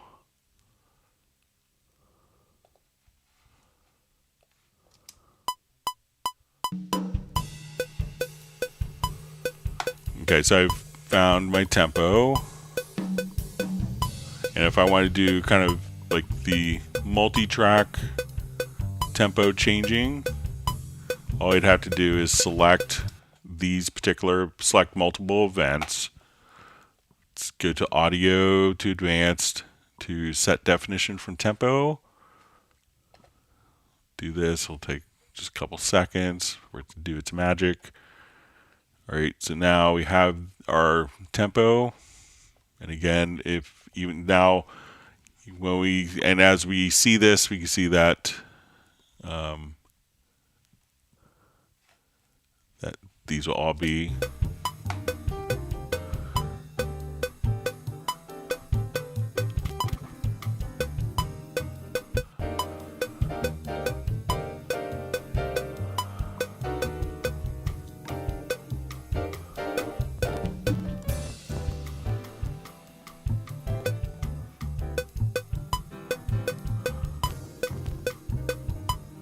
now we can have it just do a retard, slow down. Or if I wanted to bring the whole tempo.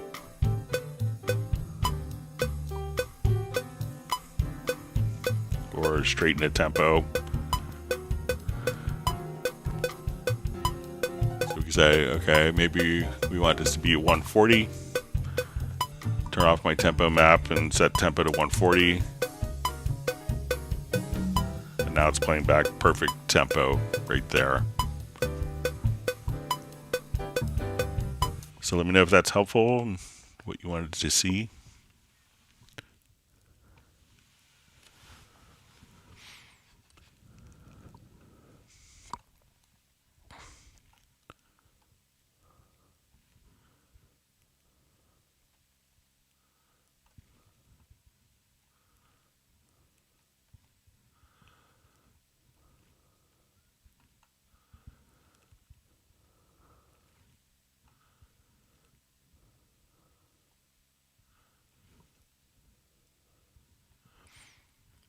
All right, reading through comments. All right.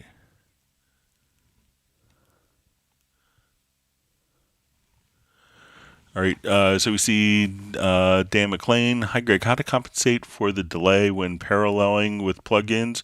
So Cubase automatically compensates for the any plugin delay. So it's automatically delay compensation throughout the entire signal path. So we'll just show just a quick example of it.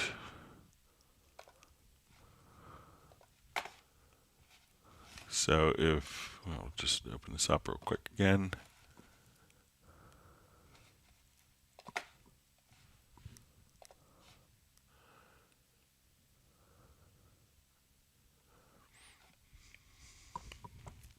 But yeah, even if you have external processing, it could be automatically delay compensation. We'll set up a quick parallel thing on drums.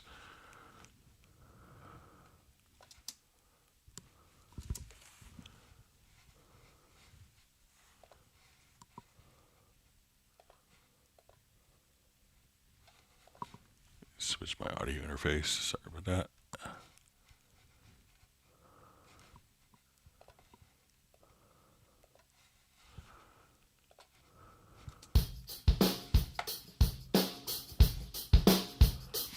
All right, so I'm going to create two buses, two groups.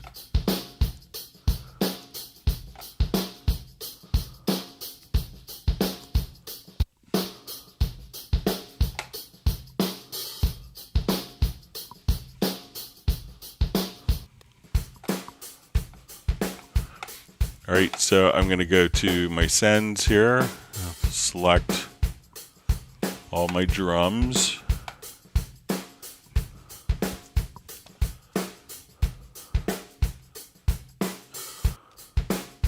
And I'm going to activate my Q-Link. And let's send them all to group 2.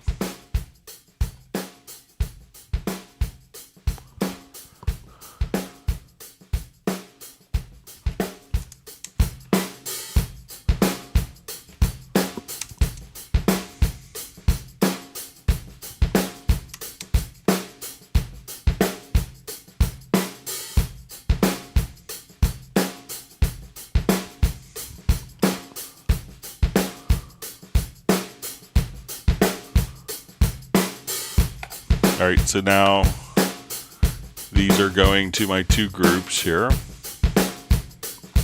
So if I wanted to squash this channel with, say, the black valve,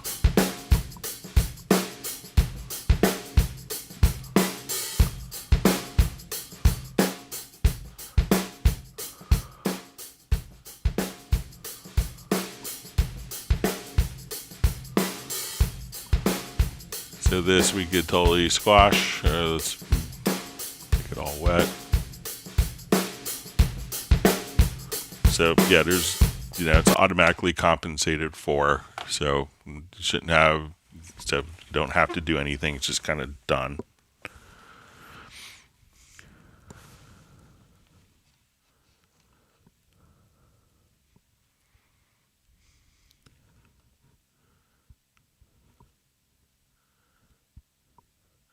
See, Alan David Daly just says, loving the channel.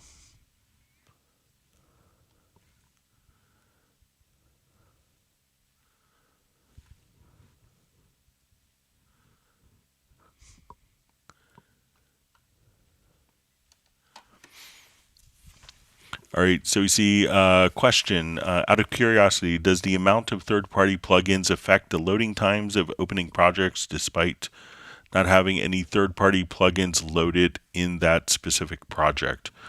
So it shouldn't affect I wouldn't think that it would affect the load times of a particular project that's not using any of them. It could be, it could be that if they're still available, that there could be resources used for a copy protection or licensing scheme.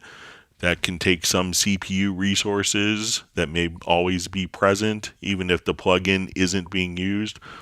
So if you have like an Arturia manager, a native instruments manager, an iLock, and all these different licensing things that are running in the background in case you do use it, that could slow down your load times overall. But I would think it wouldn't be. I would think it would be more with the more plugins that you have loaded, and it could depend on also how if you have something that's you're loading 8 terabytes of orchestral samples versus a couple of synths and audio files and loops. So the content of the project could make a difference on that as well.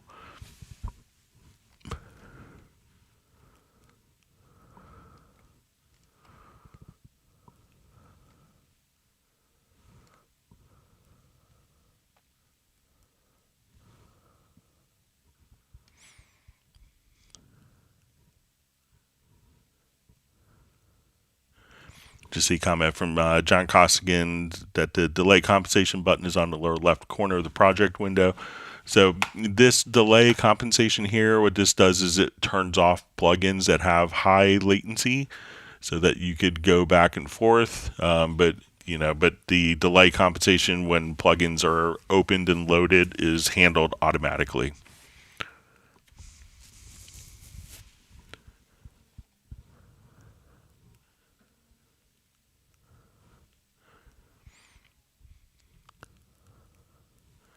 All right, so we see Dan McLean says we really appreciate the graphics update for Cubase. It solved the issue, so that's great to hear. There seems to be a lot of positive response to that for people who are running into issues.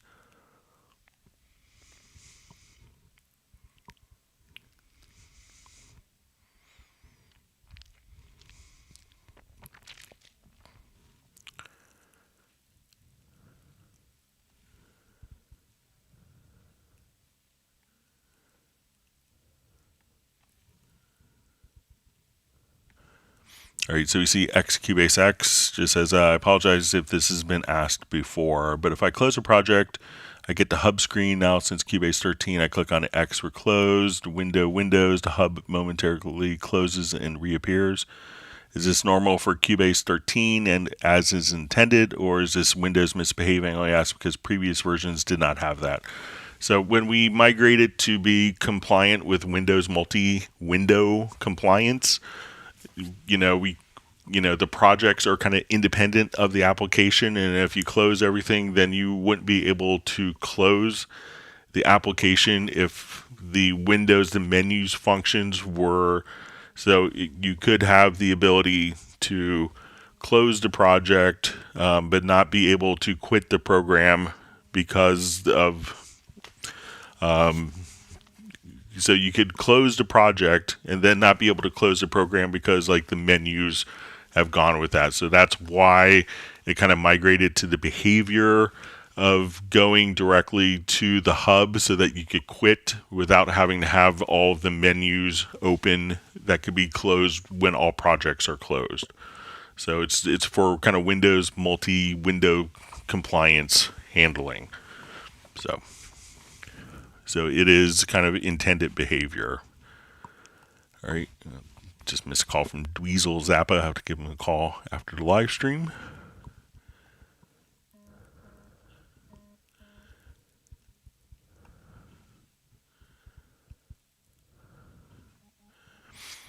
All right. So we see, how do I completely disable a plugin in Cubase without uninstalling it?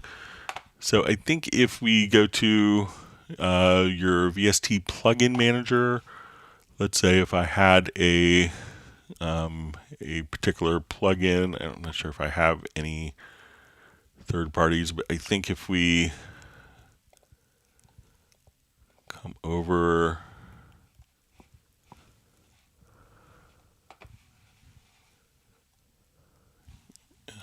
let's just see if there's, go to information.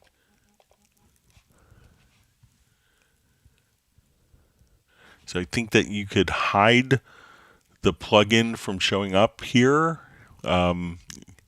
So you could try that. I'm not sure if it, uninstalling it would always do the trick. Sometimes you could rename the plugins.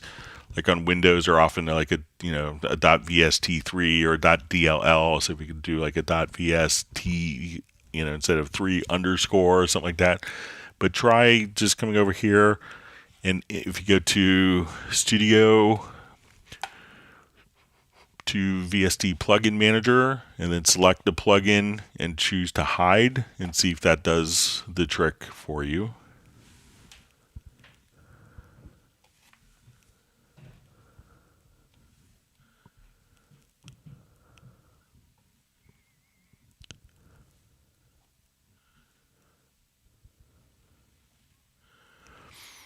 All right, Georgina asks, how do I create a shortcut to enable and disable the option that returns the cursor to the initial position? So this has moved from the preferences.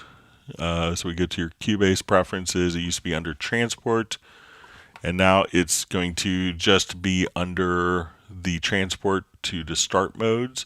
So to return to start position on stop. So I think that if we go just to your key commands, and I think it's going to be under transport, we'll just say return to start position on stop, that you could just set up a key command right there.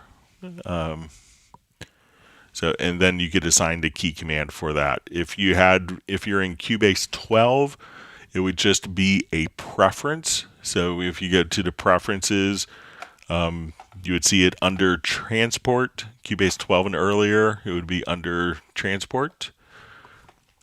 And then you would just go to search, and then in the key command categories, all you'd have to do is just search into preferences, and you'll see, return to start position on stop.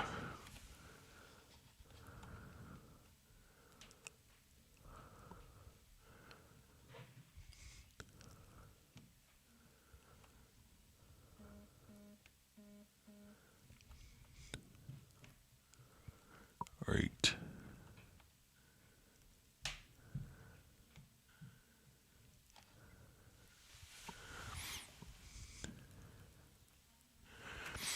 All right, Monica Bellucci asks, is it possible in Cubase 13 to drag and drop an audio event directly from the project to the media bay, similar to how it was in Cubase 8? Anytime that you record audio into a project, it's automatically going to be placed into media bay. So, I don't remember Cubase 8 being able to drag from the project window into the media bay. But anytime that you record audio into Cubase or drag an audio file in or render a file, it's going to be automatically as part of Media Bay for the particular project, unless you've told it not to look in that project.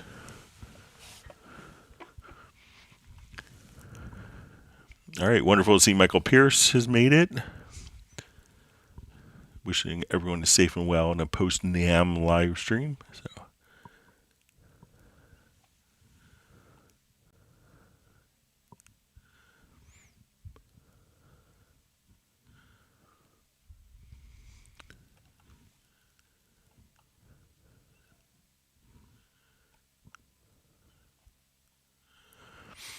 all right, so we see from DJ FK says, Cubase download manager is a mess. I'm too stupid. If you could download it directly from the website, but, I think the intention is that, let's say we'll go to the Steinberg download assistant.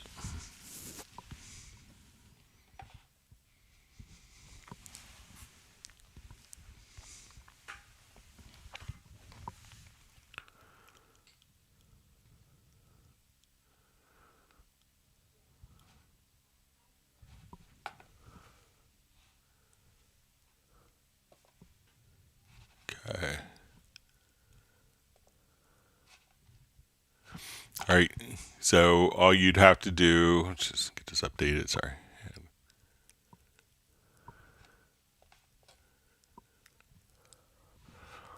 Is you basically, when you get your download access code, which is what you often get from your dealer, I'll just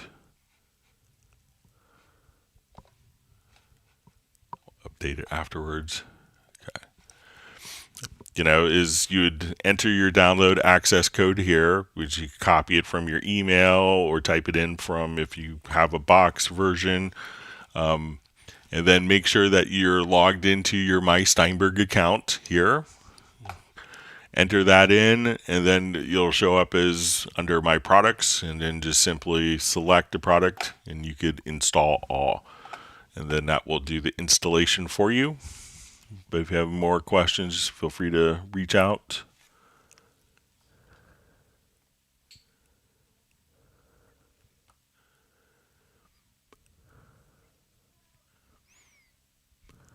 All right, reading through comments.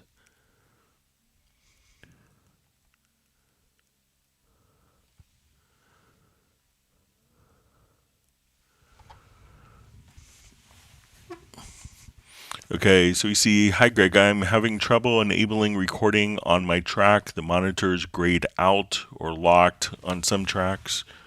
Okay, so let's just come over here. So let's say I add an audio, we'll add a couple audio tracks.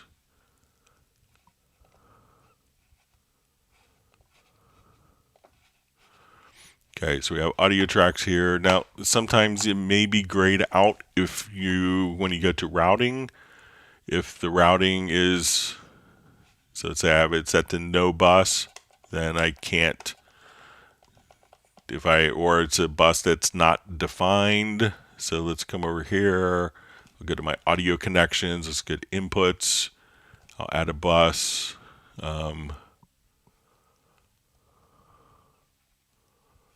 I'll just call this February 2nd.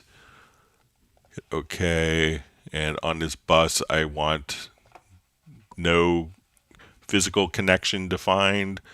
So we go to this track. I set its input to February 2nd, and there's no input. So, that could cause your problem. But make sure that you have, that your input bus is configured. So if it's set to no bus, then you can't record, enable, or monitor the track if there's no bus defined for that particular track. And it could be like when you go to add a track, make sure that you have the correct input bus. Just add it as you add the audio track, and that could simplify things. All right, Disinformation Services ask, how do I set up audio mono outputs to stereo main output? When we think of our outputs, I'll just do new project here. All right, so let's say we'll go to my audio connections here. And we have outputs. So I have a stereo out. I'll delete my ambisonics bus for now. And let's say I have a mono out.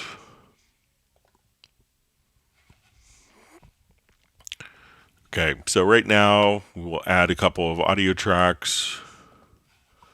All right, so if this track is going to our mono output, so let's say this is my stereo output is outputs 1 and 2 on my audio interface, and my mono output, let's say, is output 3 on my audio interface. If this track is being sent to the mono output, that's leaving kind of the computer realm through the converter, output of the converter. So, and this is at the same level.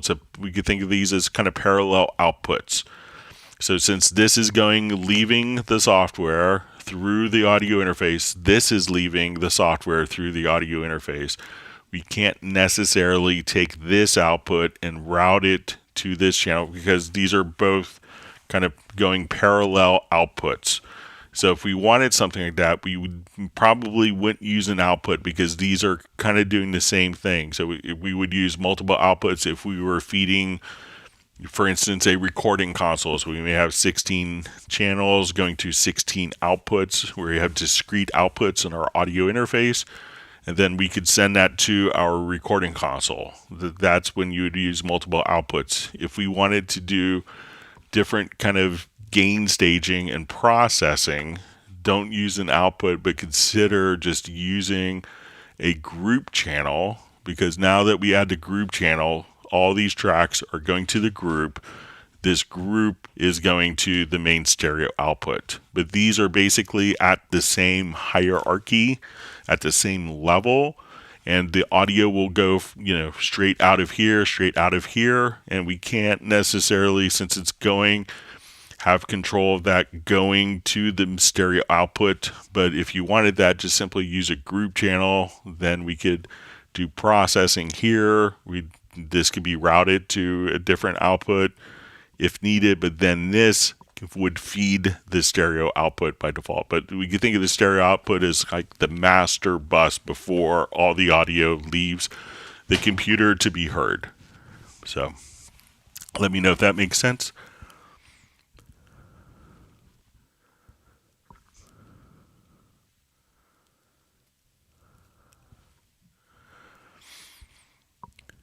All right, so we see from Studio 7 Casimo, in a video preview of MediaBay, is there a way to view the preview of a video directly from the MediaBay, or do I have to import it into the project to see it? I never tried previewing the video, but let's take a look and see.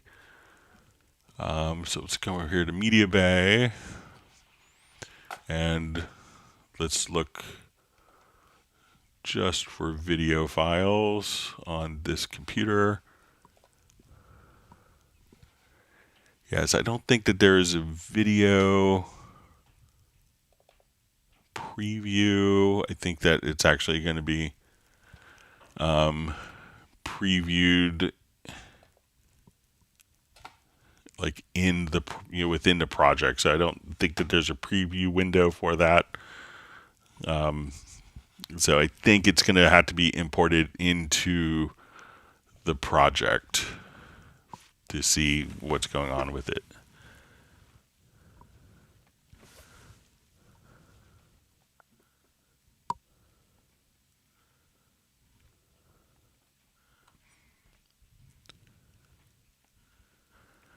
All right, so we see, when is Cubase 14 coming? So, Cubase 13's just been out for a few months. It came out in November. So, generally we don't do a major release. It's a tremendous amount of effort and work and coordination and engineering. So, I wouldn't expect it for a while, but the last release was November. So, at the very, very, very fastest that they've done major updates has been a year. So I think, it could be a while before we see Cubase 14. So, but I guess it'll be released when it's ready.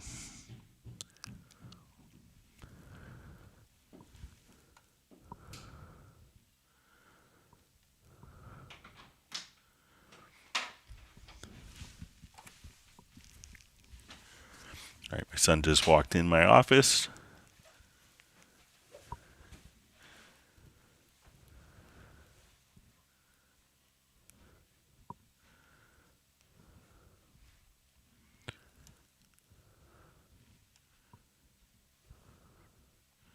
All right, we see Michael Pierce has his soup recipe of red lentils and vegetable broth for 25 minutes, and pan-fried mustard seeds, onions, green chili, 10 minutes, garlic, ginger, turmeric, garam masala, add 2 lentils and coconut milk and cilantro and heat.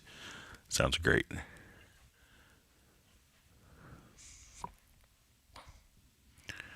All right, so I'm going to jump over. I know we had questions that were sent in, so let's get to some of those since we had a lot of them this time. Thanks for all the wonderful questions from people. If you have any, so you can always send questions in advance to clubcubase@steinberg.de. All right, and let me open up project. I created some project for this. All right, so the first question was how to add multiple tracks to an existing VCA fader. Okay. So let's say we have a VCA fader, and sometimes when you have a VCA fader, you may go, okay, I don't see a fader cap on it, and you don't see a fader cap if there's nothing actually on the particular that's feeding the VCA. But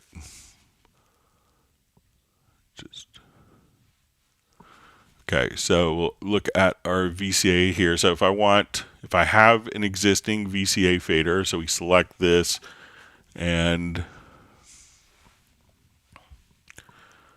so let me just get rid of these two tracks to show it. So I'm going to add a VCA fader.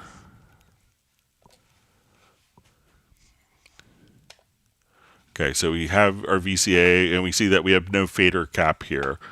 So I'm going to select these particular tracks and route it to the VCA. So how I could do that is click on the link button, and we'll say we want to use a VCA fader, and instead of choosing new VCA fader, we're going to choose the existing VCA 01 fader, and now I hit OK, and now all of my tracks are sent to a VCA fader that's already in the project, maybe as part of a template. So again, just select the files, and if you want to link those files, we can say use VCA fader, and then we could select the pre-existing VCA fader like that. All right, next question. I'm editing a podcast which requires finding very precise edit points to make the spoken flow smoothly, the spoken audio flow smoothly. Any tips on the fastest way to locate exact ins and outs? All right, so let's take a look. So let's say if we have podcast is often going to be mostly dialogue based stuff. And, after a while you get the sense of, how to read the waveforms, and especially if you're doing it in conjunction with the sample editor. So first thing you want to do is, you could use hit points to kind of find, particular, if you have a lot of, different transients. Now, oftentimes what I do with spoken word and dialogue editing for podcasts is use the regions function in the sample editor. So what this is going to allow us to do is we say, just jump back here, change my... So Scott Dixon joining us now, and this is I interviewed him Victor Lane for SportsCenter just moments after you'd won the race in the championship. And I asked you a question then that you weren't ready to answer, but I'm going to ask you now. That we've had a little while, which is, all right. So we'll say I'm going to select this region, and then I'll come over here, and we'll just say intro. And now at this point, I look at this list of all time. If you're breaking down like an interview, I look at this list of all-time open wheel champions, and you've moved from that group of three, which was an unbelievable group, into that group of four-time champions. It's Mario Andretti, Sebastian Bourdais, Dario, and you. The only person above you on that list now is AJ with 7. And so I asked you that question to Victor Lane, and you said I look at this list of all into that group of four-time Sebastian Bourdais. Right, so just find our different spots with 7. And so I asked you that question to Victor Lane, and you said it's a little too soon to think about that. Have you had a chance to think about the history that you laid down on Sunday at Sonoma? All right, so say this is our first question. So add a region, and we say, from 4 to 3 question. And so we could just kind of make various regions like this of the files. And as we kind of come to our pool window, so let's hit like Shift plus P, and we look at when we have regions that have been defined, we could see these particular regions all laid out for us. These are subsections of the pool, subsections of the file itself. So we have this one particular file, we have these regions. Now, if I wanted to turn these into their own separate files, one of the things you could do is just drag a region from the pool into the project window. You could also, if I wanted to turn these into audio files, select the particular region, come over and we'll say processes or audio, and we could say bounce selection. And we could choose our folder, and now those particular files are intro, our from 4 to 3, our random gibberish name, are now all separate audio files. So often kind of working with regions for podcasting, and that way you kind of get rid of a lot of the, people go, like I always have like lots of and lip smacks and stuff like that. You can just find the isolated sections of the podcast that you want for very precise editing. So give that a try. Let me know if that makes sense for your project. All right, question. Dear Greg, I have a project that has two different tempos, 130 and 150 BPM. In the project itself, the bar and beat reading and time ruler is working as expected and reflects the tempo changes. However, when I add Spectral Layers 10 as an extension to a track, the time ruler in the Spectral Layers editor window is different from the time ruler in the project, so it does not take the tempo changes into consideration.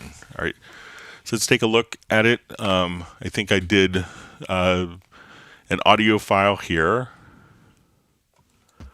So let's say I have one tempo, and we look at our tempo is going to be, we're at 71 beats a minute, and then within the same audio file, it's going to change tempo to, looks like 89 beats a minute. All right, so when I go, so I'm going to look at my main time display as bars and beats. I'm going to select this track, and let's load up our Spectral Layers extension. So I'm going to double click on it, and it seems to me like it's still, like I go to measure 30s, that it's kind of lining up here for me. So, but let's say if I switch this to seconds, and let's say if I switch this to seconds, so you see I'm at 118, this will be 78 seconds. I move to 120 seconds. That, when we right click here, that we could see the seconds. They seem to, there's, or not 120 seconds, but 1 minute, 20 seconds. Now we have 80 seconds. So it seems like it's even at different tempos that it's matching, but make sure that you right click here to make sure that you're seeing seconds in Spectral Layers and the same time format here. But it looks like it's matching up despite the particular, so we can see that's at measure 70, or that's at 70 seconds, and this is at 1 minute and 10 seconds, so which is the same. So it's kind of displayed in different formats, but it does seem to match here on my end. But maybe you have to right click and just check to make sure that you have the correct formats in the same format in both of them.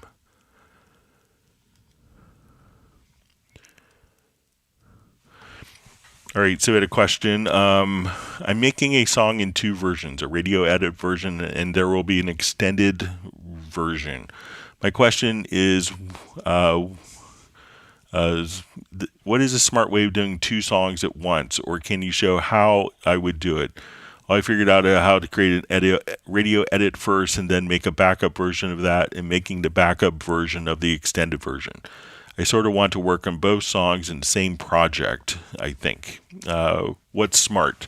So I think in this scenario, if you're working with multiple arrangements of the same, like an extended remix, and we see like our clients that do jingle work constantly run into this, and what you want to do is probably use the arranger track. So let's take a listen to, let's say, this song. All right, so what I've done is add an arranger track, And what we could do is just come over here and say, in the arranger track, I want to just add a new section of the arranger. So I can say, okay, this will be, piano hook. So I'm just going to come over here, hold down Alt or Option, and we'll type in piano hook.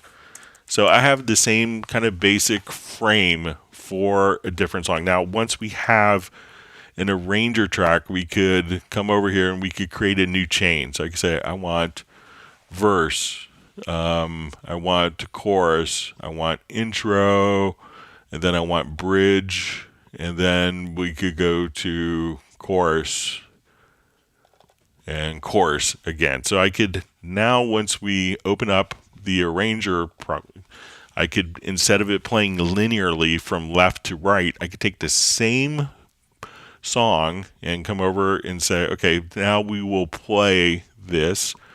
So as we hit play,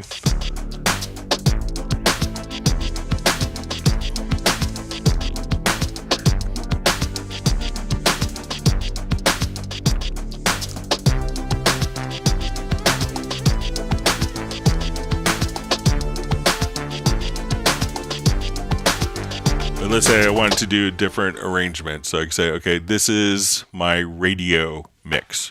So now my radio mix I'll come here and let's activate the arranger track. So I'll say, let's do the intro.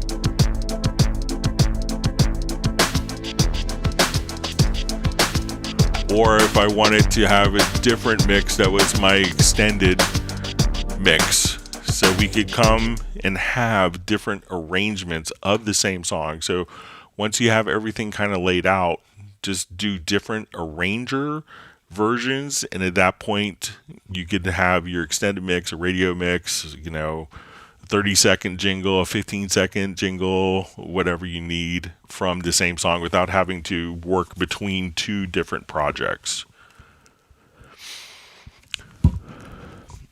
All right, so we have a question. Hi, Greg. I installed the Cubase 12 LE version for one of my students. Is it possible to upgrade the Cubase 12 LE license to 13? So sometimes I think with the LE versions that they will kind of migrate to the latest version, and they should check. But, I don't have an LE version personally. But one of the things you could check is to go into your My Steinberg account and look for a voucher. And there may be, if there was a free update, since it's a non-paid, it's an OEM, like it comes with a third-party solution, generally. But I think if there was going to be a free update, I would just look into the vouchers area of your My Steinberg account. Once you go to steinberg.net, look under your My Steinberg account, and you may see that there's a voucher to go to 13 LE.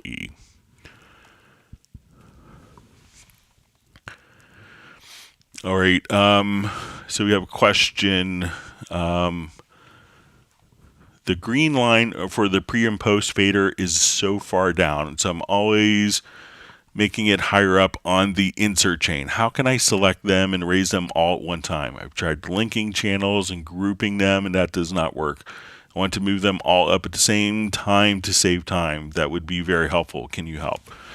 Okay, so let's say we have a number of audio tracks here. So I'll scroll over in my mix console, and let's say we want to add effects. So one of the things that you could do if you're in the full mix console, we come over to the settings, and let's go to, let's see if it's under here.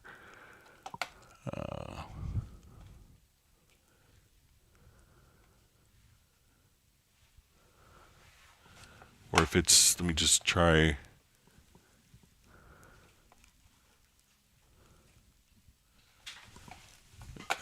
Find like the little drop down menu here. Let's see if it's in.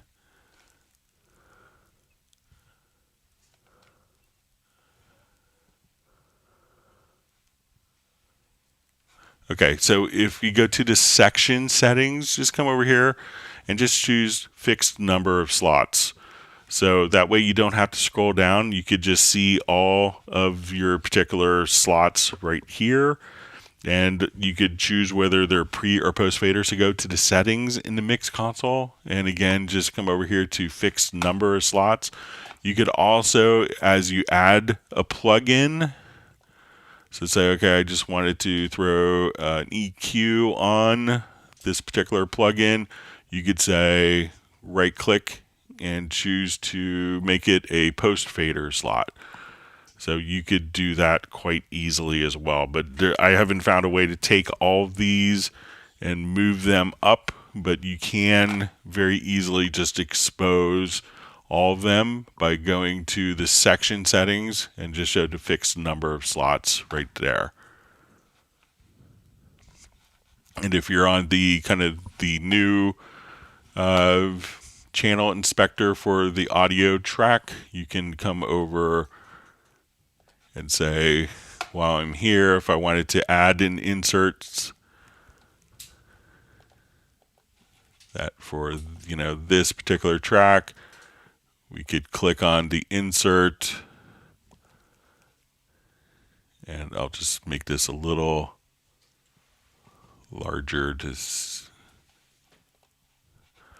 And then you could, if you just right click, you can say set to post fader slot, and then that could automatically be routed right there.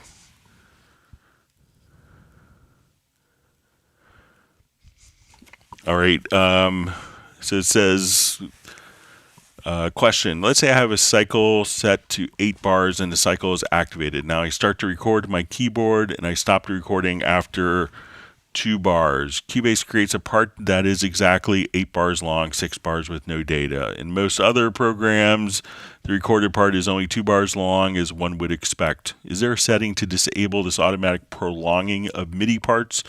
I know I can disable the cycle, but I have it enabled. I have it enabled most of the time. So, you know, Cubase is doing what you're telling it to do. So let's say if we have a cycle recording here. So let's say if we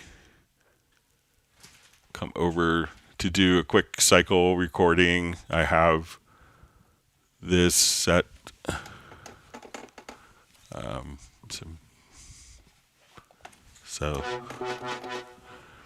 Okay, so you come here, let's do a quick cycle record. I will just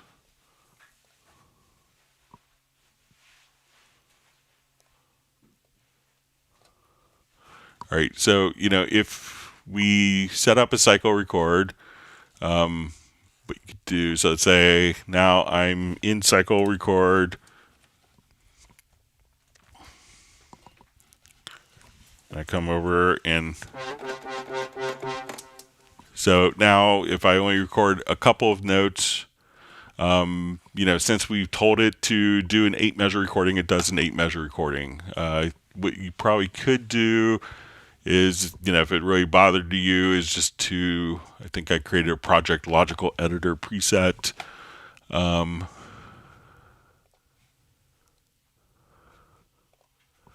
You could do, you know, like where you stopped recording here, just delete. You could create a logical editor preset where you can say edit split at cursor, property is set to is selected, and then position beyond cursor. So that will just automatically delete anything where the cursor is stopped.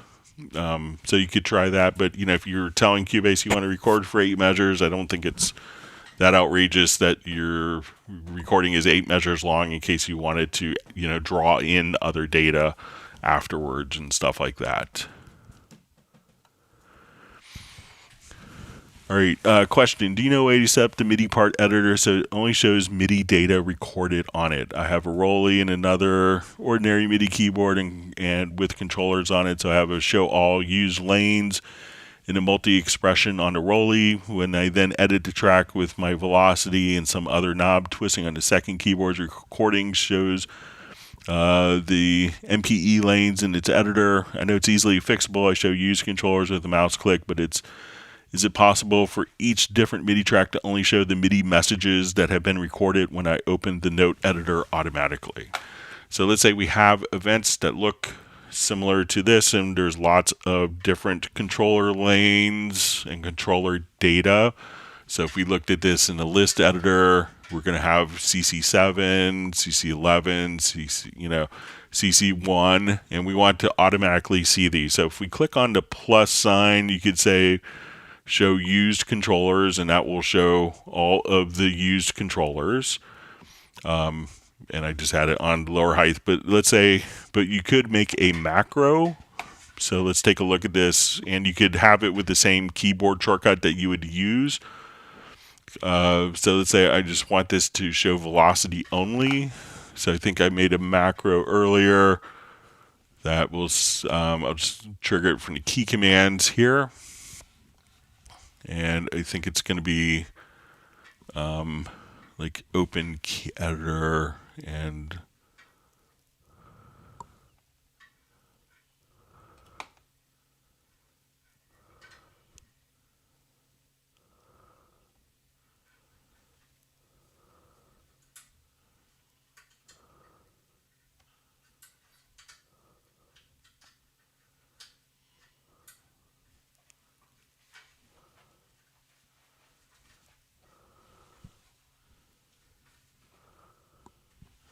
let's just see if I could find it quickly here.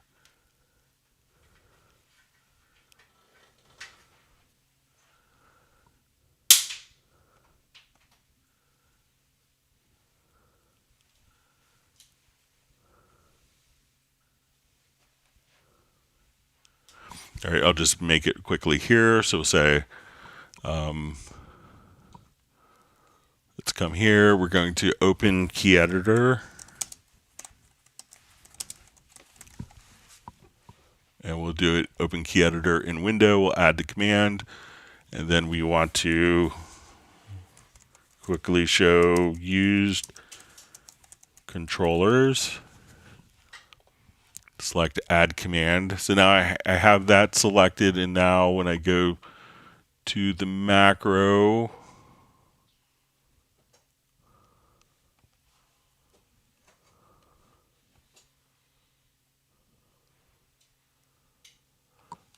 and now we'll run that macro. It will now just open up in the full screen editor with all of the commands right there.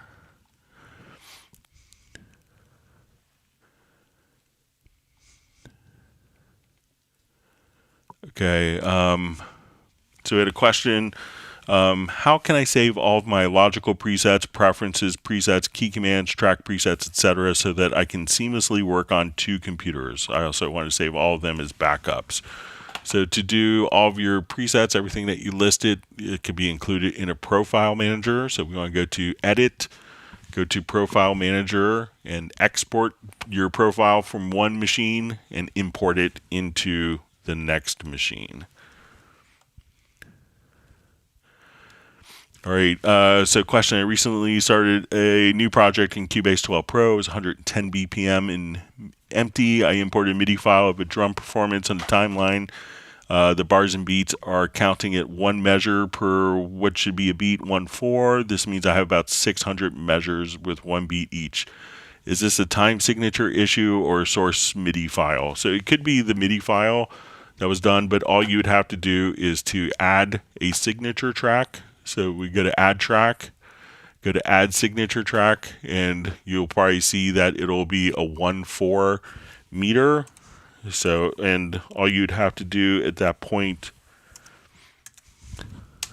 is just double click on the 1/4 meter, type in 4/4, and then you'll be all set.